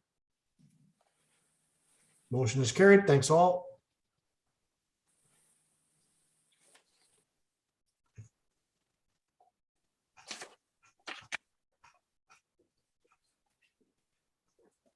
And we're at 14 bylaws. 14.1 this evening is alternative voting, which did come to our last committee meeting and was referred on to tonight. So 14.1 alternative voting, recommendation is that bylaw 41-2021 being a bylaw to authorize an alternative voting method for the 2022 municipal election be read and passed, signed by the mayor and clerk, and sealed by the seal of the corporation. Ms. Velkamp, Mr. Armstrong, did you want to just go over what the most pertinent item? I mean, the most pertinent item is the recommendation to remove the paper ballots. But can you just go over what we're voting on tonight and what these changes would be in the bylaw? Yes, of course. Through you, Mayor Todd. So as you stated, this bylaw is to approve alternative voting methods, which would be telephone and online voting. Based on the conversation that we held at the previous council meeting, I added in the removal of paper ballots from the 2022 municipal election. That being said, it's up to council, and if you'd like to remove that, we can do that, or if that is the way that council wishes to proceed for the 2022 election, we can keep that in there, but that's the choice of council. So if you have questions, please let me know, and that is what the bylaw is for. Basically to approve alternative voting method with that clause to remove the paper ballots. Thank you. I haven't asked for a mover and a seconder yet, obviously, because I think we've got some dissension in the ranks, perhaps over the paper balloting. So I'll open it up for discussion based on that, and if anyone has any other items they'd like to bring forward of concern over this evening. I see Councillor Young and Councillor Shankar and McConnell. So start with Councillor Young, please. Lindsay, could you please tell us how people will vote if they don't vote by paper ballot? Yep, of course, through you, Mayor Todd. The same as the 2018 election, we would be offering the online and telephone voting. So the only difference would be day of paper ballot, which is the only time we offered paper ballot voting in the 2018 election. So we would run the same process, or advanced voting would be online and telephone the week prior to voting day, and then voting day would be different hours. Also, we would offer during advanced voting period staff support, so residents can come into town hall and staff would be available to help them, as well as the library always offers a computer there for anyone that may not have a device, but residents from home can vote from their telephone, from their cell phone, or from their laptop, tablet. So it's the same options, just with the elimination of the paper ballots, which we did only offer on voting day for the 2018 election. And voting day, they could also come into the town hall and cast their ballots with the help of our staff. Yes, of course. Thank you. And Lindsay, just on what Ray's last comment was, so if I want to come in and vote day of, and I walk in and I'm used to filling out my paper ballot, my option would be basically to go to a tablet and with assistance if needed, just basically push buttons on the screen to register your selections. So basically the same format as paper, but just on screen instead of, you know, Xing into the boxes. Yep, that's correct. And when we did, we ran the same idea in 2018, and we did offer, when people came in, we offered them the option. Would you prefer, you have the option to vote online on a tablet, which we had provided for them, or to cast their paper vote. And I think majority of people were kind of, I think it was a novelty for them. They were kind of excited to try something a little different, but they did have that option. But if council chooses to go solely electronic, that would be, they could come in, have staff support, as well as through the week leading up as well for advanced voting. Thank you. I just think it's important to note that as well, so we're not requiring that people have great computer skills or anything in that regard as well, because I wouldn't want any residents fearing that they're having something taken away from them that would be very valuable in terms of the paper ballots, if we decide to go that way. Mm-hmm. I think I had Councillor Shankar and then Councillor McConnell next. Yeah, thank you, Mayor Todd. So unfortunately, I missed the discussion last week. And of course, as things would happen, people approached me about this bylaw change this week. So I did have a few conversations with our clerk, Ms. Velkamp, and there's a couple of interesting points that I'm sure was brought up last week, but I just want to bring it up again. Almost a third of our votes were done on paper ballots last time. So that's a big number. And I do appreciate that, you know, technology is advanced and people are getting better with cell phones and tablets, but I still think obviously there's a portion of our residents that still like the paper ballots. And I understand COVID and cleaning and everything, but having said that, I went and voted last Monday at the advance polls and, you know, brought my own pen so that it was COVID free and everything was pretty smooth. You know, I think I like this motion, but the only thing I would suggest is like a friendly amendment to it under one where it says, instead of eliminate, we say reduce the use of paper ballots. You know, we can still try and funnel people towards the tablet, but if they're insistent on using the paper ballots, I still think we should give them that option. It's just, and then, you know, if we do that, then maybe the next election. It's only once every 4 years. We're not going to call an election in 18 months or anything like that. It's municipal elections are every 4 years. So we work our way towards being technology savvy or electronic. But at this time, I think we just try and we keep it available to those people that just, and you know as well as I do, they just will refuse to go with doing it on their phone, whether they believe that the Russians are going to hack us and make Lee McConnell the mayor of Prescott. Who knows, you know? Oh my God. Sorry, Lee. But anyway, that's just my my opinion on that.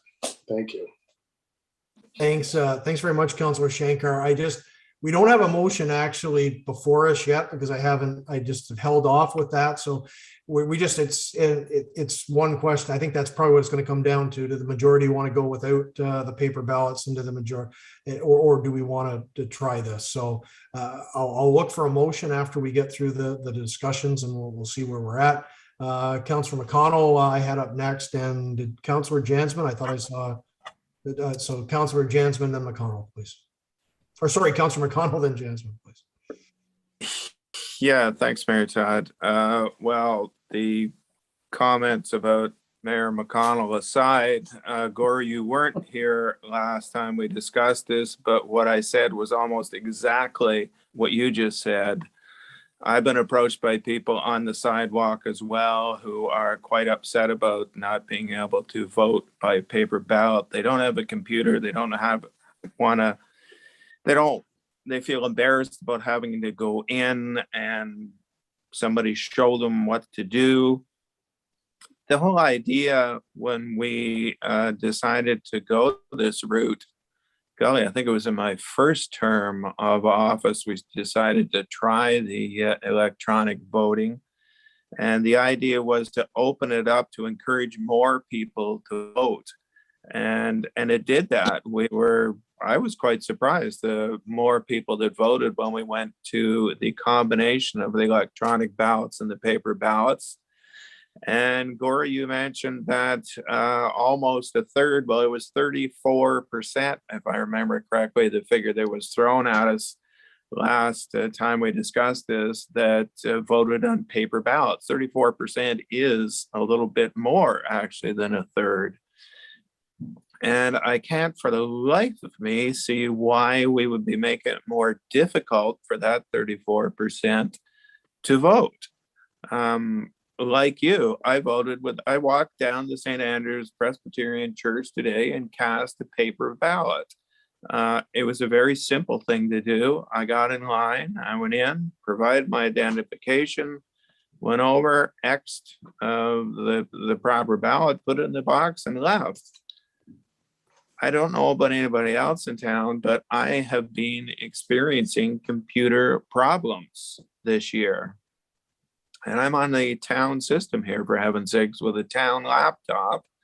And I never know when I send an email out whether it's actually being received by somebody. And I have had people tell me that they have emailed me and I haven't got it.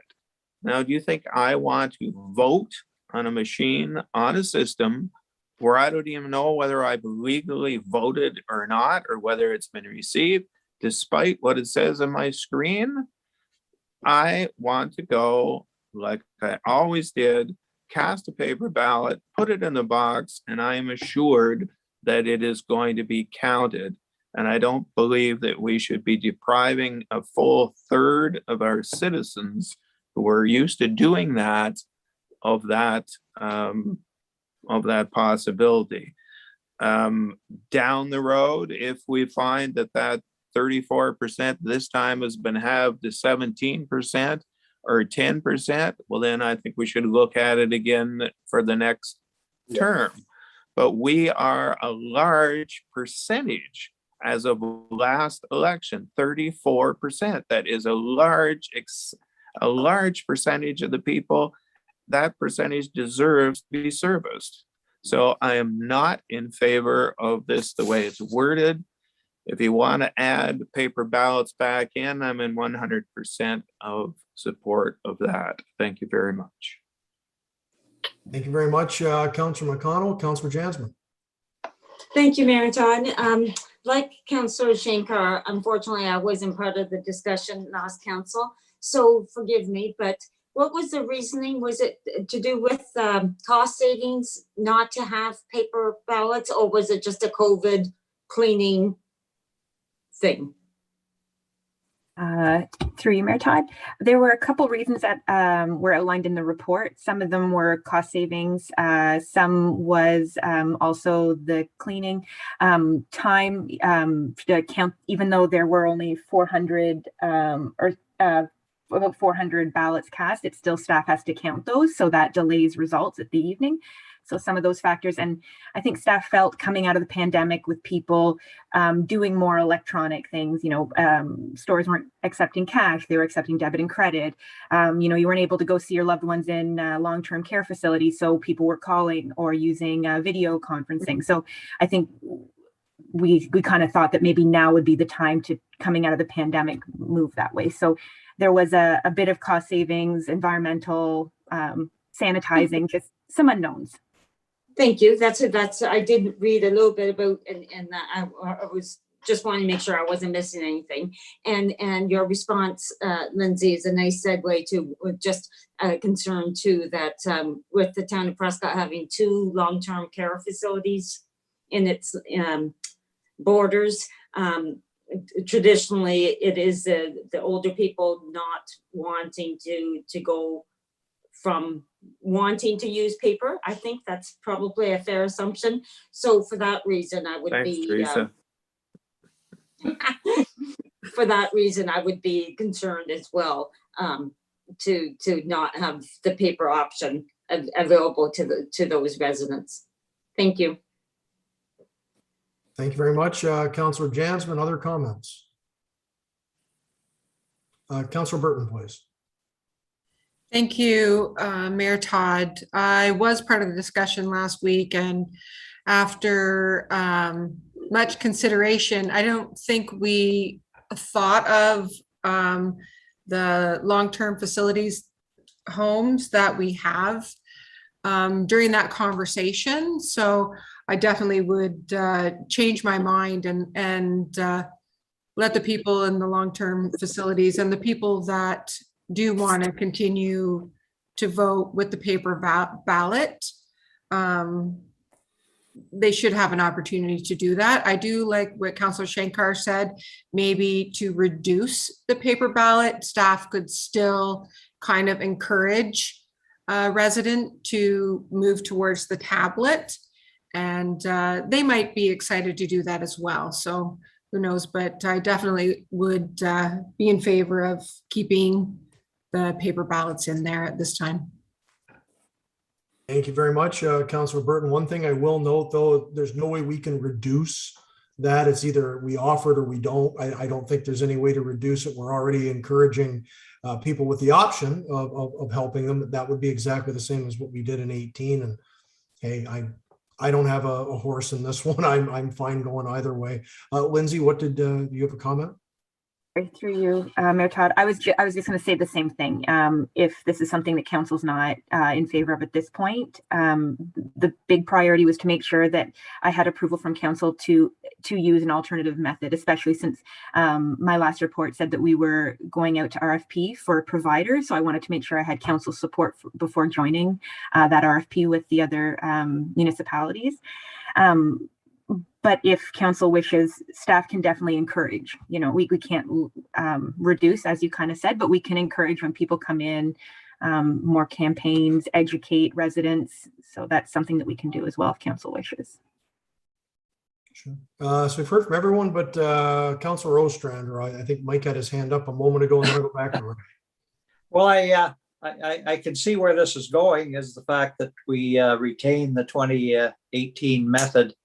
And I would agree. The 34% is a rather large chunk of the voter population, even though I think overall numbers were down last time, but still, the percentage is there, and it speaks for itself, I think. Thanks. Thanks very much, Councillor Ostrander. Councillor Young, please. I believe in the past, Lindsay, we would go to the Mayfield and go to Wellington House once in the morning and one in the afternoon with ballots. Surely we could arrange for the same thing to be done with an electronic device that would allow them to vote with assistance or without. Through you, Mayor Todd, we did the morning, I believe, at Wellington House, and then we did the afternoon at Mayfield. But I think that's something we could definitely bring the tablets with us, and then we could provide our seniors with that option as well. If they feel comfortable trying something new, they can go that way, or if they'd like to cast a paper ballot, that's an option as well. So yeah, Gory, you want to have the last word on this, and then we'll get some direction here, and we'll finish this off, please. Sure. I really like what Councillor McConnell said, where, you know, if that percentage goes lower, you know, at 34%, that's a rather large number. But if it's down to 15, 10%, then I would be way more comfortable. And we can see after the next election how it's going to be. But I like having a number like that, and maybe I don't want to give more work to staff, but maybe there's a way other municipalities, if they're running both paper and electronic, if they've got some sort of a guide like that to help them figure out what they're going to do in the future. It's the counting, Gory. Thank you. It's the I counting understand. afterwards, even if it's only 400 ballots, it's still a lot of work for a limited number of people to get involved with. And Well, we got a volunteer group that was on delegation today. They could come count. Just kidding. I don't think it's quite that yeah, simple. I know. I mean, I don't one of mean the to be- examples with the counting is just, and we were talking about that earlier today, Ray, is Brockville, where they had that real close margin the last time around that would have probably been into, hanging Chad territory and recounts and whatever. I think it was 9 or 10 votes, but because it was all electronic in Brockville, it was no recount, no nothing. That was the number, and everybody knew quite early, despite it being that quickly. So I'm guessing everyone. Just to throw in my own 2 cents, with that number at 34%, that's the one thing that kind of made me take pause. And I mentioned that to staff before the first report came in. It was interesting that is still a very high number. But when you do look, and this is the one thing I'm fine with, just keeping the paper, and it sounds like that's the will of the group. So I'll ask in a moment for a motion. Lindsay, actually, we're not on the clock with this, are we, in terms of putting out that RFP? So our group has put together, we were hoping to issue tomorrow. I felt just because after our conversations after the last meeting, I felt that regardless, council was willing to use an alternative method. So I think the real discussion is just about paper ballots. So if council does, if I'm correct to think that's the way everyone's leaning, to authorize the use of alternatives, not solely alternative voting methods, but to authorize the use, then I'd like a bylaw so I can go back to the group and say we can move forward. I think we've heard back from all other municipalities. So that's the only timeline I have, if that's possible. Oh, okay, because my recommendation was just going to be we direct staff to come back with the revised bylaw that takes into account maintaining the paper ballots. But can we, what are we looking for tonight then to enable you to continue to move forward, but also make sure we're retaining paper ballots?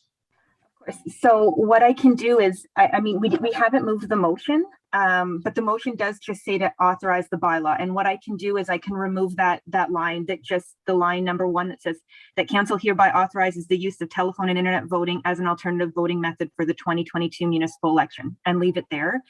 Take out that last line saying to eliminate paper ballots, and then council is just approving the use of alternative voting methods.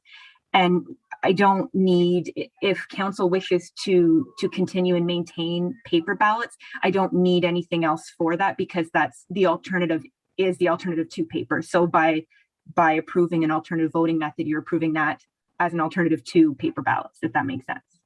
So the recommendation can read bylaw 41-2021 with the following change, being like just proper wording, so we include everything here to reflect the will of council. Yep. Overall. Can you give me a suggested wording, and I'll bring it out to and ask for a seconder?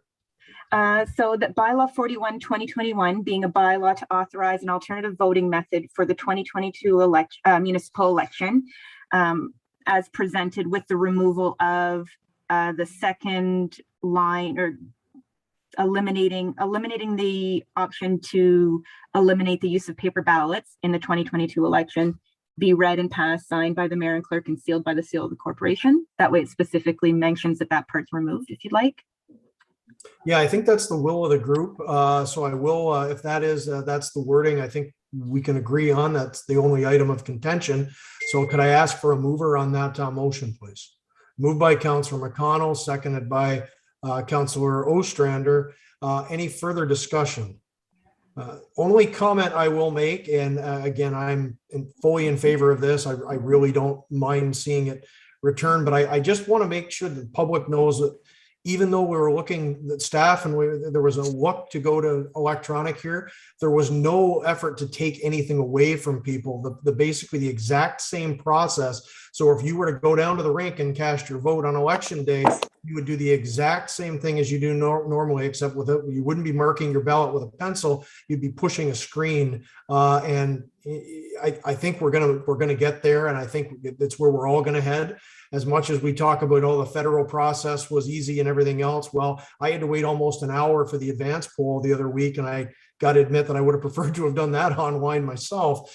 And I do think that with the looking at earlier today with lines around the block and whatever else, we're moving that way as a society anyways. And I do think we'll see it in provincial and federal in the not too distant future. It's got its ups and downs, as we've seen, but at any rate, we weren't trying to take anything away from anyone, but we're just trying to make sure the process is run as efficiently and as in the best manner possible for the voting population. But anyways, so the motion is there. So can I ask for the vote, please? All in favor? Okay, we're good. And I guess so you're good to go forward with that that RFP then with your, is that all leads in Grenville that you're working with there, Lindsay? Oh, sorry, you're on mute. I thought I was doing so well there for a while.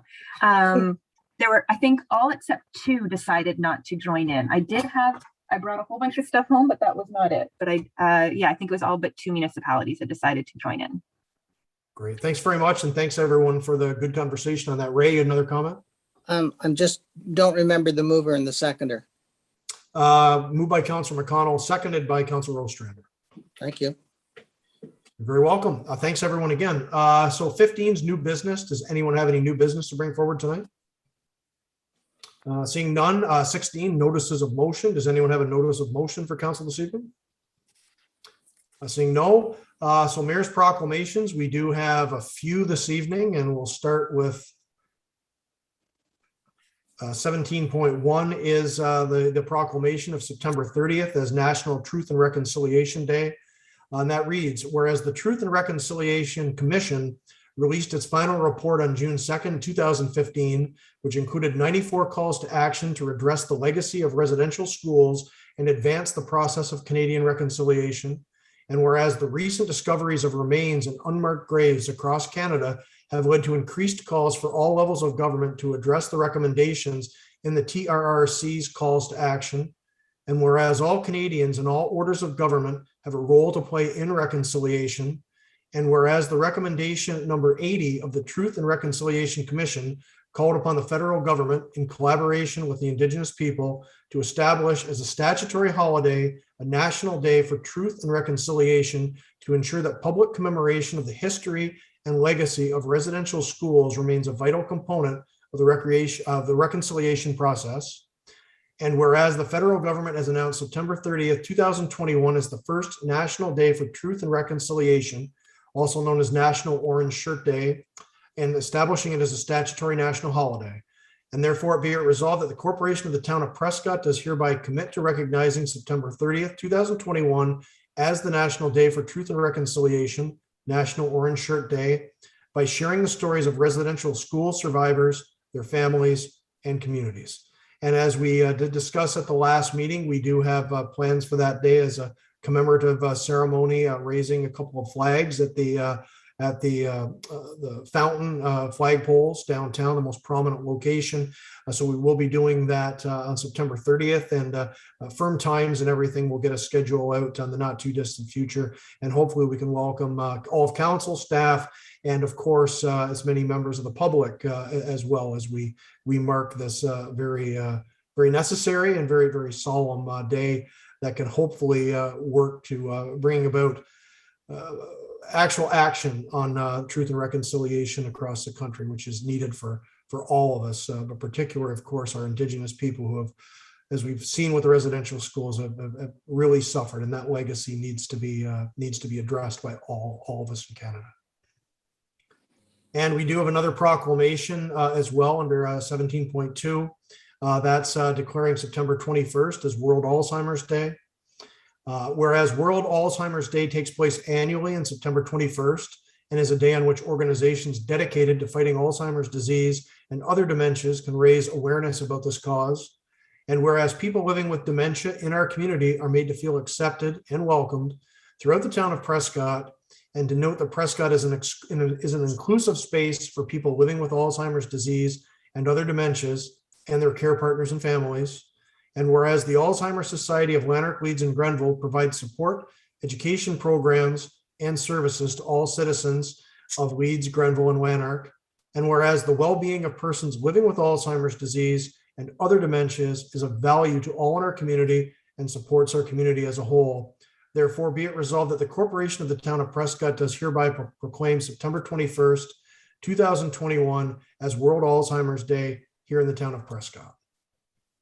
And I think we've been declaring that for a number of years now, and another good local cause, and something that obviously has touched us all with family members that have been afflicted with this horrible disease.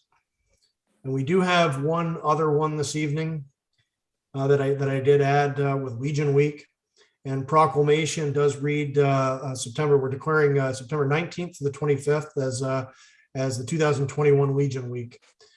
So the proclamation reads, whereas the Ontario Provincial Command of the Royal Canadian Legion represents 9 districts, which include 393 branches. Within these branches, there are over 91,000 members. And whereas the Royal Canadian Legion is a nonprofit organization that assumes the responsibility of maintaining the tradition of remembrance of those who paid the ultimate sacrifice by defending our great nation in past and present conflicts, so that we as Canadians can live in the freedom that we enjoy today. And whereas the Royal Canadian Legion continues to support and represent our veterans of past and present with many benefits as a result of the determination of our thousands of dedicated members at all levels of the Royal Canadian Legion. Whereas Legion branches across the province work together with their affiliated organization, the Ladies Auxiliary, to raise funds in support of the many programs within the Ontario Command of the Royal Canadian Legion. And whereas the millions of dollars raised from branch and Ladies Auxiliary projects have resulted in the Legion supporting numerous programs benefiting our veterans, seniors, and youth within our communities. Therefore, be it resolved that I, Mayor Brett Todd, on behalf of the town of Prescott, do hereby proclaim the week of September 19th, 25th, 2021 to be Legion Week in the town of Prescott. There is a celebration night. I'm not sure about the invitations on this, though. It's on the 22nd. I'd have to double check the times, but it's the start is either 5 or 7 on the Wednesday night, and that's when they're doing the pins for service years of dedication. And I'm not sure if that's open to the general public this year because of COVID. That's something we'd have to check.